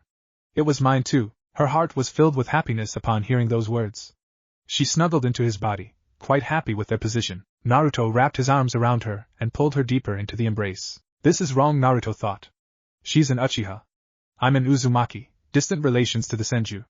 I should hate her. I should want to push her away, but I just can't push her away. I shouldn't feel like this, but... Sayoko looked up at him, and her made the mistake of looking into her eyes. Those black eyes, beautiful black eyes, that seemed to stare into his soul and unravel all of his dark secrets. Naruto-kun, Sayoko blushed. You're staring. Naruto blushed as well, and looked away. Sorry. The Uchiha heiress turned his head. Don't just stare, she whispered. He went on her tiptoes and kissed him. Naruto melted upon contact, and pulled her closer, sliding his tongue into her mouth and letting it dance with hers. Sayoko let out a quiet moan upon this. They kept this up for 5 minutes before the kiss ended, a trail of saliva connecting their tongues. Sayoko, Naruto began, but she put a finger to his lips, Unless the next words to come out of your mouth are loving ones, don't you dare ruin this moment. She let out a sickly sweet smile that sent shivers down his spine. It reminded him of her mother Mikoto, one of the few women to treat him as an equal. He remembered an entry in the bingo book he had read long ago, the smiling monster Mikoto Uchiha. He felt Sayoko had inherited more than just her mother's looks. Sayoko, Naruto began again. I shouldn't feel this way about you, he stated, and Sayoko deflated. I should hate you, I should think you're a waste of space, I should want you dead. He continued. Tears began to well in the Uchiha's eyes. I should yell at you for daring to touch me, and probably kill you right now. Tears were evident now, and Sayoko was about to cry. But that caught her attention. I can't bring myself to hate you. I'm trying. Right now I'm trying. I just can't bring myself to hate you. Sayoko's tears fell freely, staring at the man in front of her. I can't open my heart to you, I've been hurt before, and I shouldn't let the chance to be hurt again happen. I shouldn't be your boyfriend, Sayoko sniffed, but Naruto placed a hand on her cheek. But despite all the should's and can'ts I've said, I want to be that. Sayoko froze. What? She looked to him, only to melt upon seeing the smile, the true smile that adorned his lips. Sayoko-chan, Naruto leaned in, so his lips were just by hers. Will you be my girlfriend? Sayoko couldn't believe it. Naruto had asked her the question she wasn't expecting for the longest time. Please tell me this isn't a dream or genjutsu, she whispered. If it were, I would make it reality, Naruto responded, and Sayoko's lips crashed into his, knocking him onto the water. He concentrated chakra onto his back to stay up. Yes, the black-haired beauty repeated over and over again, kissing Naruto's cheek with each yes. Naruto blushed, happy. He had finally found someone who he cared for, and who cared for him too. As your girlfriend, I need you to do me a favor, she said immediately. Not even 5 minutes, he chuckled. What do you need? Take my brother's arrogance down a peg, she told him. It's so difficult to live with him. Could you beat him badly? Show him training is important? It means we could also skip the part where he challenges you to see if you're worthy of me. Naruto laughed. Fair enough. He smiled, and Sayoko's heart fluttered. She crashed her lips onto his again, and the two remained like that for another 2 hours. Sasuke was sitting in his seat around the dinner table, fuming. The dobe had gotten all the press cause of how bad his birthdays were, which he doubted. Then his sister had run off looking for said dobe, which he was shocked by. How could his sister, an elite Uchiha, go run off to look for a loser like Naruto? To say the least, he was baffled. Where are they? Sasuke gritted his teeth, clearly annoyed. Kakashi sighed, turning over a page in his book. Sasuke, we can't rush them. She may not really know where he is, then she could just return, Sasuke stated. We could find the dobe tomorrow, Kakashi sighed. Sasuke, Naruto is your teammate, and will continue to be until you get promoted, or one of you dies. Sasuke remained quiet at that, and knew there was no point arguing with his sensei, as he would lose the argument. A few minutes later, the door opened, and everyone was confused at who walked in. Sayoko walked in first, with a very happy smile on her face, much to Sasuke's confusion, but everyone was further confused by who followed. He had tamed, silver hair with silvery red tips that reached to the lower half of his neck. His eyes were mismatched, one azure blue, one burning red. He wore a dark red shirt, black jeans, and dark brown boots. He wore a black cloak, think of Virgil's but black, that reached just above his ankles. He looked to be 13 or 14. He stood at 5'7", tall for his age. Held in his left hand was a familiar sword, Yamato. Hey everyone! Sayoko yelled out, smiling. Hello Sayoko, Kakashi said. Who is the person with you? I'm gone for a few hours and you forget? The silver-haired devil said in a mock-hurt voice. I'm hurt, Kakashi-sensei. Kakashi's visible eye widened. Naruto? Everyone's eyes, except Sayoko's, widened as they looked at the former blonde with shock. He made an overdramatic bow, the one and only. He went to Tsunami and bowed. Forgive me, Lady Tsunami, but my heart has been taken by another. I hope you can forgive me. Tsunami let out a small giggle. It's alright, you're a bit too young for me. Naruto stood and began to walk back over to Sayoko, before stopping and looking towards Sasuke. Hey Imo, wanna spar? Sasuke growled. You're on dope. Naruto smirked and turned. Follow me. With that, he walked out the door. Sayoko and Sasuke followed. Sakura was about to follow as well, but Kakashi grabbed her hand. No. We must stay and guard Tazuna, no telling when Gatame sends some thugs to attack. Sakura pouted, and was about to argue, but realized her words would fall on deaf ears. Hi sensei. She grumbled and sat back down, clearly angry. After all, anyone who got between her and her Sasuke-kun was in the wrong. How dare they try and keep her away from her lover? Naruto, as if reading her thoughts, grinned at her ignorance. Though he made a silent promise not to hurt Sasuke too much, after 5 minutes of walking, the group of 3 arrived at a clearing. This will do nicely, Naruto stated, a smirk on his lips. You're gonna lose no matter what, dobe, Sasuke sneered, clearly thinking he could still beat Naruto. Oh, we'll see, Naruto countered, and walked until he was around 100 yards. Sayoko walked to the edge of the training field, and looked between her lover and her brother. No maiming, no killing, the fight ends when one is unable to continue, agreed? Sayoko called. They both nodded quickly. Hajime. Immediately, Sasuke ran at Naruto, to what a civilian considered blinding speeds. He threw a kick towards the Uzumaki, who ducked under it with ease. He aimed a punch at Naruto's face, which was blocked by Yamato's sheath. Being greedy, he grabbed Yamato and attempted to yank it out Naruto's hands. This plan didn't work too well, as Sasuke was blasted back by a surge of black chakra. The Uchiha landed on his feet, in slight pain. Greedy Sasuke, Naruto smirked. Didn't I tell you? Only the master of Yamato can use him. In other words, me. He dropped Yamato into a dark portal. A smirk was plastered on the Uzumaki's lips. Sasuke growled and made hand seals. Katon, Gakaku no Jutsu. The Uchiha roared and a fireball erupted from his mouth and shot at the silver-haired boy. Naruto sighed before making hand seals of his own. What a fool, he whispered. Katon, Hakumai Goka. From Naruto's mouth came silver flames that spread out a great width. It swallowed Sasuke's fireball and kept on course towards the Uchiha air. The Uchiha's eyes widened, and was barely able to perform a kawarimi to get away, swapping with the log all shinobi got access to somehow. He looked at the silver flames, in pure fear. What the? One of my own original techniques, Naruto told him. Hakumai Goka. The Twilight Hellfire. Only a powerful Suiton Jutsu could stop these flames. However, I can't use this jutsu again until the flames stop. So only when a Suiton Jutsu hits them. Where he snapped his fingers and the flames vanished. Sasuke growled and made more hand seals. Katon, Hozenka no Jutsu. Aiming at the blonde once more, he shot several fireballs from his mouth, all of them about half the size of his last fireball. Naruto sighed. He tapped a seal on his cloak and from it came a familiar sword, the same sword his mother once owned. This is the difference between us. He channeled wind chakra into his sword and sliced each fireball down the middle. Sasuke stared at the Uzumaki in shock. Before he could even try and plan his next attack, Naruto vanished in a white flash, appearing behind Sasuke with his sword to the Uchiha's neck. This is the result of training, Sasuke, Naruto told him. You may be a prodigy. I may have been nothing at one point, but I trained and now where are we? The Dobe just beat the Rookie of the Year. Naruto sealed his sword. Sayoko nodded. Winner, Naruto. Sasuke looked at Naruto, then to his sister, and looked down. But I need to beat Itachi, Sasuke whispered. Do not let hate consume you, Sasuke, Naruto told him. Itachi was trying to hinder you. The hatred will make you weak, but if when it comes you can control it, and use it to your advantage, then even Itachi will fall before you. The Uchiha looked up in hope, but it means nothing if you don't train. Naruto walked over to Sayoko, and then the two began to walk away. You're free to train with your sister and I. We train every day outside of missions. Sasuke looked after the two of them, staring at the back of Naruto. Naruto is trying to help me? He's more like a brother than Itachi ever was. Sasuke couldn't believe this. The person who he thought was worthless, the person who was the weakest of the weak had just beaten him, and now he was the person who had just earned his respect, and set his spot as Sasuke's #1 rival and friend. Sasuke looked towards the sky. He smiled softly. Arigato Naruto ne. With that said, he quickly turned and ran to chase after his sister and his brother. Naruto, Sayoko and Sasuke arrived back at the house. The 5 minutes it took them to get there, they spoke. Naruto was actually surprised to find out he and Sasuke had a lot in common. Sasuke enjoyed reading, learning new things, and they both even had a similar enjoyment for ramen. Sayoko giggled as they spoke. Her brother and boyfriend had a lot in common, which was good. It meant Sasuke may accept that Naruto was dating her. Naruto? Sasuke voiced, just outside the house. Who was your sensei? Naruto looked at Sasuke before sighing, and explained to him about Kurama. He, once again, expected hatred, but Sasuke grew angry. I always hated that damn civilian council. Always trying to kiss my ass, and causing others pain. Next time they try and screw you over, let me know. They will do anything for one of the last Uchiha. Naruto smirked. You got it, Sasuke. Sayoko giggled, and Sasuke grinned. Sasuke looked back and forth between Sayoko and Naruto, before smirking.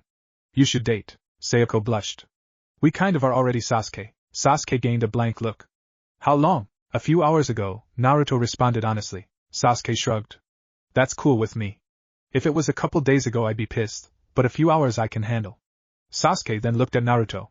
What training do you two do exactly? Mostly chakra control in my case, Naruto told him.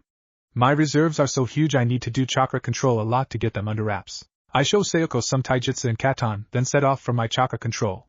No Sharingan allowed, of course. Sasuke nodded. What exactly are you good at? A lot, Sasuke, Naruto told him. Plus I have an entity sealed in my gut that has thousands of years of knowledge. I know lost ninjutsu as well. Sasuke nodded. Wait, then what was that on Myoto stuff? Naruto chuckled nervously. Look Sasuke, I have some secrets, as I'm sure you have yours. Sasuke, let it go this time. Sayoko told him. When Naruto has a secret he is very stubborn. He does everything he can not to reveal it. Even kill someone? Sasuke teased, but Sayoko gave him a serious look. He told me that's the thing he would do first if he had to, Sayoko said seriously. Sasuke gulped. Got it. So do you have any other weapons besides the scythe and Yamato? Yes, Naruto responded. My kunai and shuriken and 2 more swords. 2? Sasuke raised an eyebrow. Yes. The first is a family heirloom, which the bastards in Konoha were selling in a shop, Naruto growled. Sayoko got an angry look, but controlled herself. The second? Naruto didn't speak. Instead, he walked up to Tazuna's house and opened the door. Yo! We're back. Welcome back, Kakashi said, without looking up from his book.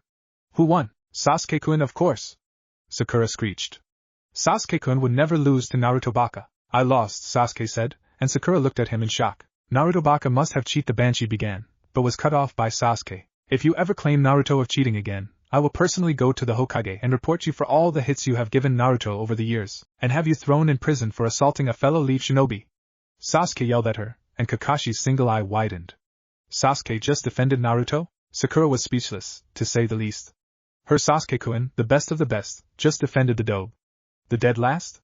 The loser? Enough, Kakashi commanded. We are all going to go to sleep. Sayoko and Sakura will share one room. Sasuke and Naruto, you get another. I will be sharing with Tazuna. I'll start training you tomorrow. Everyone nodded, though Sakura grumbled about not being close to her Sasuke-kun, and they all went to their rooms. Naruto lay on one of the futons that had been laid out. Naruto? Sasuke asked. What makes you so strong? Naruto looked at him surprised. Seriously? He looked confused. Nothing can stop me from my revenge on Itachi. He killed everyone I loved, besides Sayoko, without mercy. But why are you so strong? Naruto stayed silent for a long time. Sasuke was about to just go to sleep, but then Naruto spoke. I guess my desire to protect my precious people. Sasuke looked at him. Protecting your precious people? Naruto nodded. If it means I can protect those close to me, I will fall into the depths of hell, to gain power. Not to hurt people with, but to protect people with. That's why I'm strong. I train to protect. Sasuke looked at him before turning away. Protecting the Uchiha heir fell asleep soon, with those thoughts in his mind. Naruto looked at him and smiled. Soon enough, Sasuke, you'll see what I mean. With that, the Uzumaki fell asleep. The next day, the forest was peaceful. Birds sung in the trees as the sun shone through the trees. Winds blew through the leaves, making them dance happily. It was a moment of serenity and peace. Naruto Baka, until the voice of a banshee broke through the silence. Naruto held his ears. URG, what now, Sakura? What did you do to Sasuke-kun? She demanded. Naruto narrowed his eyes at her, then turned to Kakashi. Sensei, can we please start this training exercise? Yes, Naruto, Kakashi agreed. Today, I will be teaching you how to climb trees. Sakura looked from Naruto to Kakashi, confused. But Sensei, we can already climb trees. Did I mention without the use of your hands? Kakashi smiled. Sasuke and Sakura looked shocked. No way, the banshee said. Kakashi made the ram seal before he placed one foot on the tree, then another, and began to walk up the tree, until he was upside down on the first branch. Naruto rolled his eyes. Sensei, Sayoko and I can do that already. Kakashi raised a skeptical eyebrow and Naruto sighed. He and Sayoko then began walking up the same tree until they were upright on the first branch. Then I guess I'll teach you water walkie, Kakashi began. We know it, Naruto snapped. Forget this. Sayoko, Sasuke, let's go do some other training. Once you master this exercise, Sasuke, I'll show you some Katon jutsu you can practice. Sasuke nodded. Naruto and Sayoko jumped from the tree. Wait, where are you going? Kakashi asked, confused. He could understand if Naruto and Sayoko didn't want to do this cause they had it mastered. But Sasuke? Sensei, you are a shit teacher, Naruto told him, and Kakashi's eye widened. Tree walking and water walking are the basic of the basics in the shinobi world. You should have taught us this over the month of training, and after that taught us some other jutsu. Maybe tested our elemental affinities, but instead you just taught us teamwork. Did you not think if we had matching affinities, we could increase the power of our jutsu? Naruto asked, and Kakashi considered it. I have a Suiton affinity. Sayoko has a Right affinity, that we will be working on soon. Together, we could take out a lot of shinobi at once, but instead you are teaching us how to climb trees. He turned from his teacher. I refuse to call you sensei any longer. Until such a time that you actually teach us, you will never be my sensei. He glanced back once more, before giving him one final insult. My father would be ashamed of you, Kakashi, as would Obito and Rin. Kakashi stumbled back, eye-wide, as Naruto, Sayoko and Sasuke walked away. Sayoko threw a glare of her own at Kakashi, stopping for a moment. He knows who his family is, Kakashi. And we know all about you. Naruto-kun is right. They would be disappointed to know you if they could see you now. With that she quickly followed after Naruto. Sasuke now stopped and looked at Kakashi. In the end, you are like all the other villagers. I've seen how they look at him. I've noticed you look at him in the same way. I'll be telling Hokage-sama of your lack of teaching as soon as we are back. I hope we get a sensei who actually gives a damn. I don't need you to teach me how to use a Sharingan. Sayoko can help me more than you ever could. With that, Sasuke followed after his sister and her boyfriend. Kakashi fell to his knees, while Sakura looked confused. Obito Rin-sensei, Kakashi thought, sadly. I fucked up big time. Right, Naruto started. Sasuke, the trick to tree climbing is simple. You channel chakra into your feet. Too little and you slip. Too much and the bark explodes. For now, just focus chakra into your feet, until you reach a point that feels comfortable. Then try walking up the tree. Once you can walk to the top of the tree and back down, then try running. Keep it up until you can stand on the tree subconsciously, without even thinking. Sasuke nodded and placed his hands in the ram's seal, and began pushing chakra to his feet. He felt like he would slip with one amount, so he pumped more. He then felt like his feet would explode. He furrowed his brow in concentration. He started to take away small amounts of chakra, until his feet felt comfortable. He then, slowly and carefully, placed one foot on the tree. It didn't burst. He lifted his other foot and placed it on the tree. He smiled, but didn't lose concentration. He then, slowly began to walk up the tree. While he did that, Naruto looked to Sayoko. Right, Sai-chan, Sayoko blushed at that. We are gonna start your lightning manipulation training. He walked over to a tree and placed his hand on it. It wrinkled and burst beneath his touch. Sayoko's eyes widened.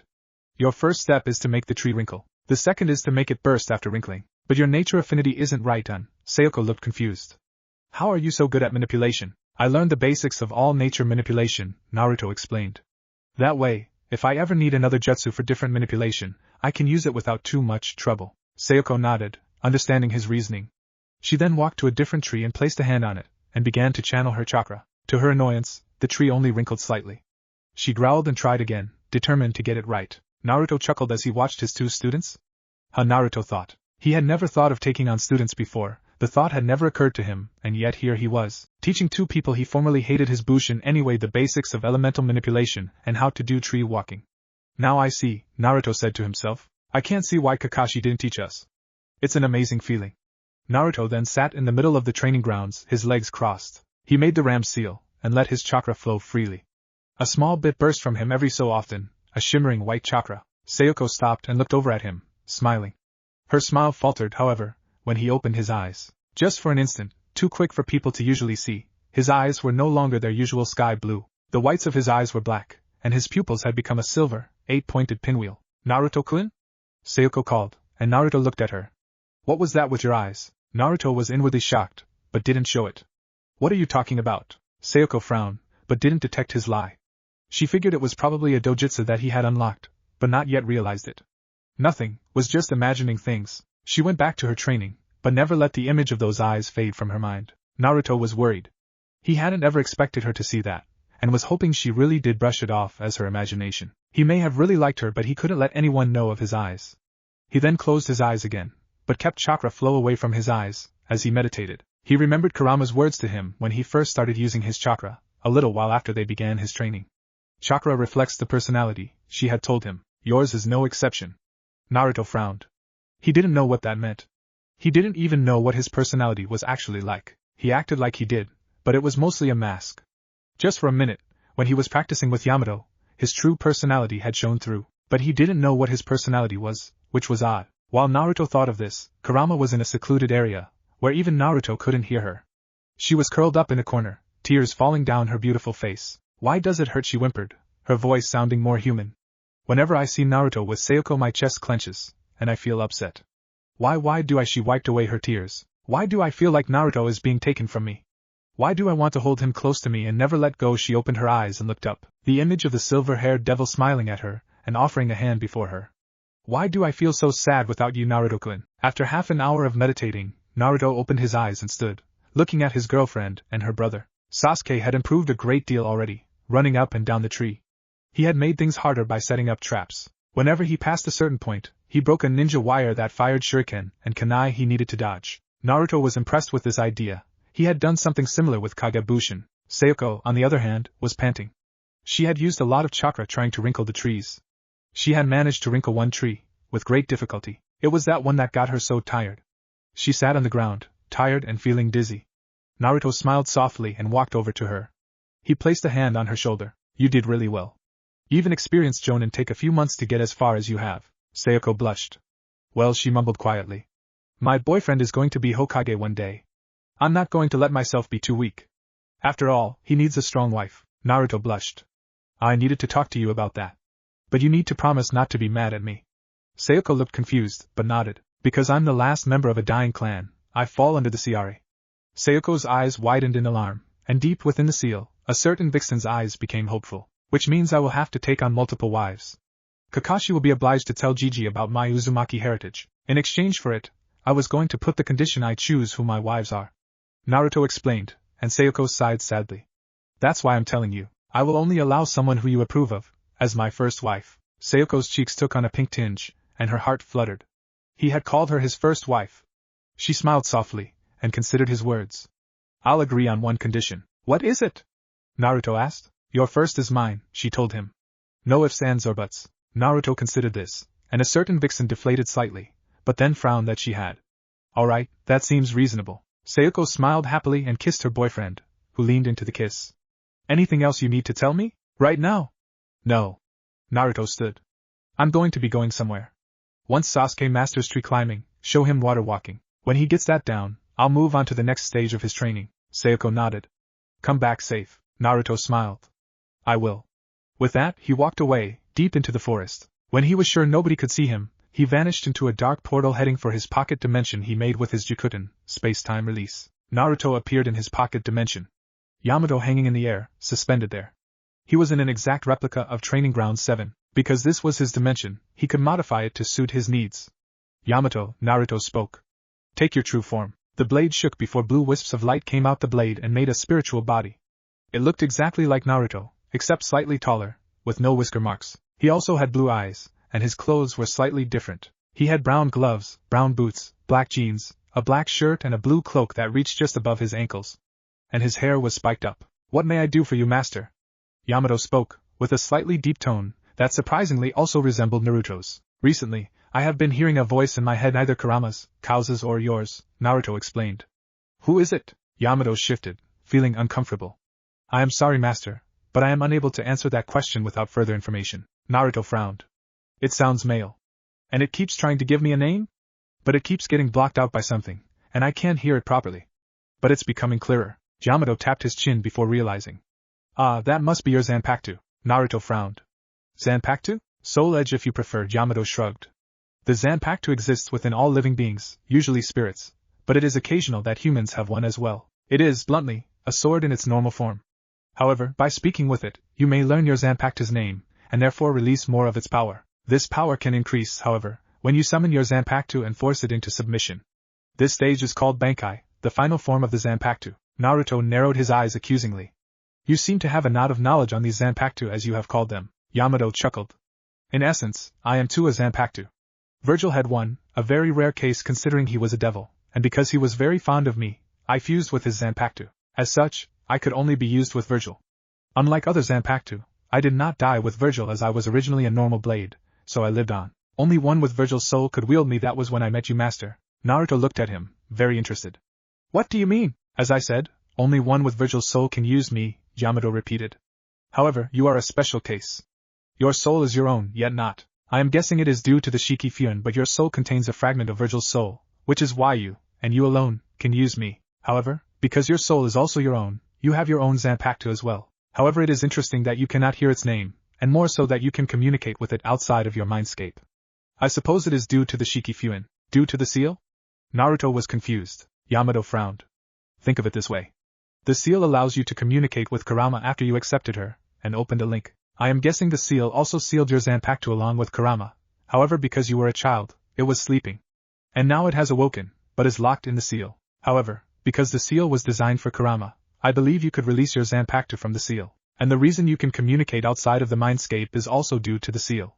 Because your Zanpakuto is within the seal, it can also communicate with you. I imagine it will lose the ability to do so once you let it out the seal, or in some cases they can adapt and continue doing it. It took Naruto a minute to process all of that. So basically, my father fucked up by sealing away the incarnation of my soul that I can use to do battle. He caused the fragment of Virgil's soul to somehow fuse with my own. I blamed the Shinigami for that. Must be planning something, in the netherworld. A certain death goddess, yes, goddess, sneezed loudly. Did I miss anything? Nope, that's about it, Yamato concluded. Naruto nodded. Can you sense others that have Zanpakuto? Yamato nodded. You are actually very close to two people that can, which is even rarer. In fact, you are training them. Naruto's eyes widened. Sasuke and Sayoko have Zanpakuto? Yamato nodded and Naruto blinked.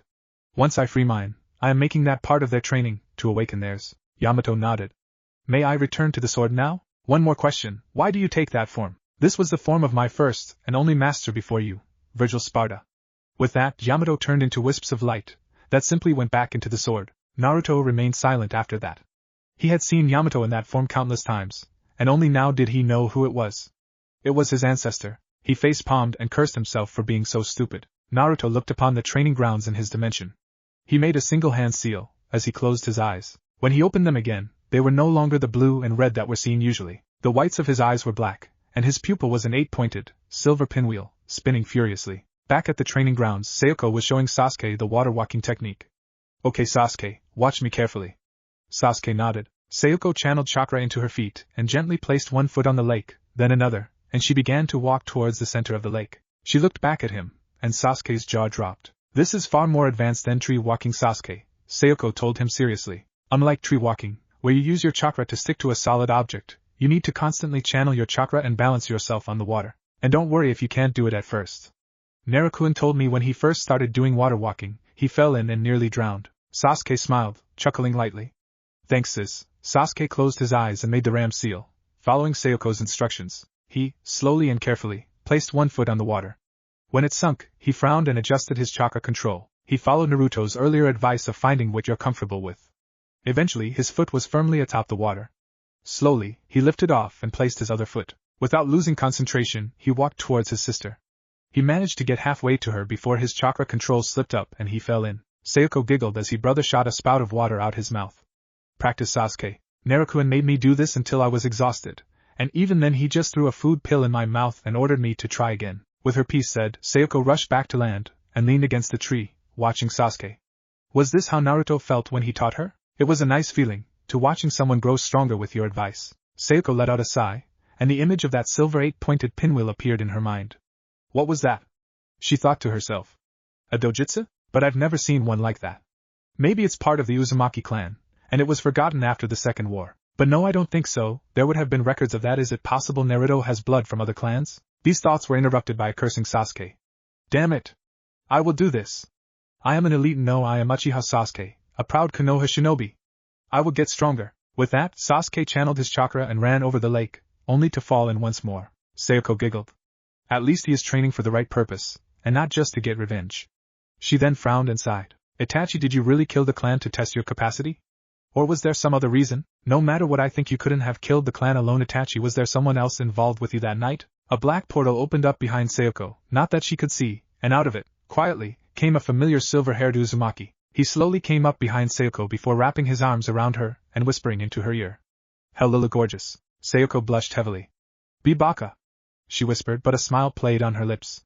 In the academy, despite what she said to Naruto's clone, she really did like him. He was funny, bright, and lit up the classroom. When it was moody, he would crack a joke and make everyone laugh. When she found out it was just a clone, she was slightly devastated, which is why she followed around the real Naruto, to see what he was like, and that's when she found out he was so much better. He was funny, bright, literally. When she used her Sharingan it was like looking at the sun, and very protective of his allies. He always knew what to say, and he was willing to help out his friends, hell, even his enemies. Sasuke was one of them, and he chose to help him. And now? They were friends. Almost like family. Well, they might be family in the Fu. Whoa, calm down girl, a small part of Sayoko's brain said. Let's not rush ahead, that pesky Ciara is going to be a problem. Naruto watched her expression change several times, before chuckling and kissing her cheek. You're a bit too deep in thought, Saya-chan. Sayoko blushed. Shut up Naruto-kun, she ordered, and Naruto let out a loud laugh. Sasuke, he was walking on water, turned to look, and fell in again, before yelling in outrage. Sayoko, possibly during this mission, or some time after, I will be adding a new aspect to your training, Naruto told her with a serious tone, which surprised her. Naruto wasn't as serious as this unless he felt something was important, or the training they would be doing was incredibly difficult and painful. As well as Sasuke's. What kind? Sayoko whispered to him, a bit fearfully. Naruto looked at her. You will see in time. He released her before walking to the middle of the clearing they were in. For now, I will meditate. I have something that is long overdue. With his words said, the Uzumaki closed his eyes and willed himself into his mindscape. Naruto opened his eyes, but was surprised to see himself in an unfamiliar place. This was not the forest with the house he had made for Kurama and cows. It wasn't even the sewer that was his previous mindscape until he changed it. No, this place was completely different. The sky was thick with storm clouds. There was a blizzard, trying its best to blow the Uzumaki away, but he stood his ground. The area around him was covered in a thick layer of snow. A jagged, snow-covered mountain was in front of him. A few feet to his left was a pillar with the kanji 4 seal on it. That must be it. Odd though, it doesn't seem like the Shikifuin. Wait, did Dad intentionally seal away my Zanpakuto? He growled, as nobody else in Konoha was good enough with seals to do this. That son of a bitch. He will get it in the afterlife. He walked over to the pillar and ripped the paper off. It was at that moment Naruto thought he may have made a huge mistake. Immediately after ripping off the paper, Naruto was blasted back and landed in the snow, hard. The blizzard grew stronger and started circulating around the pillar. The clouds grew thicker, and lightning struck the top of the mountain, which shattered from the blast. But what really got Naruto worried was what happened to the pillar after all this. The pillar blew up into a million pieces, and from it came a roar. Something flew up, a dark figure that flew into the clouds and let out a powerful roar that resonated with the clouds, making the blizzard even worse. The thing then shot back down to earth, and exploded. The snow turned to ice and rose up. It became the head of a large ice dragon, with glowing crimson eyes. Child, can you wield me? It spoke in a deep, but not scary voice. It sounded curious, while Naruto tried to speak, before standing. You bet your ass that I'll be able to wield you, then speak it. The dragon roared. My name is, Naruto cupped his ear. What was that? The dragon head roared, before looking at Naruto with a glare. You cannot hear my name, then begone human. To the dragon's shock, Naruto let out a dry chuckle. Human? My dear dragon, I am far from it. He stared at the dragon, a grin on his lips. Speak your name once more. That is why there are second chances, right? The dragon huffed, and looked to Naruto. My name is. It was at that point both the dragon and Naruto spoke in harmony. Hyorinmaru/Hyorinmaru, Ice Ring. The dragon head had its eyes wide in shock, before its lips became what appeared to be a grin. So you can wield me. Then I am your humble servant, my master. The dragon burst into a million pieces, and the clouds parted to reveal the sky. The snow melted and the blizzard stopped. The millions of ice shards shot together, and became a katana. The guard was bronze, in the shape of a lotus flower. The guard was white, with dark blue diamonds running down either side of it. The chain was simply that, white interlocking chains. The blade was 24 long, and the light reflected off it, like ice. So this is you, Hyorinmaru, Naruto smiled, and the world faded back to the plane he made for Kurama and cows. You are free to wander this world of mine and live with Kurama and cows, as long as you do not stir trouble or make it snow. The voice of Hyorinmaru spoke. Thank you, my master. Naruto smiled before a pure white sheath, so white you could lose it in snow, appeared in his hands. He sheathed Hyorinmaru and strapped it to his waist. Before he left he decided to speak with Kurama. Kurama-sensei! He yelled, only to get no response. Naruto frowned. Kurama-sensei! The descendant of Sparta yelled once more, but he received no response again. Kurama? Naruto whispered this time, and his voice was barely audible. It was then he heard crying from somewhere, and Naruto frowned. The voice sounded like Kurama. His eyes widened and he bolted in the direction he heard crying. He ended up at the entrance of a cave, which was odd enough. He slowly walked in, heading deep into the cave, until he came across the sobbing for the Kurama, the Kyuubi no Kitsune. Kurama?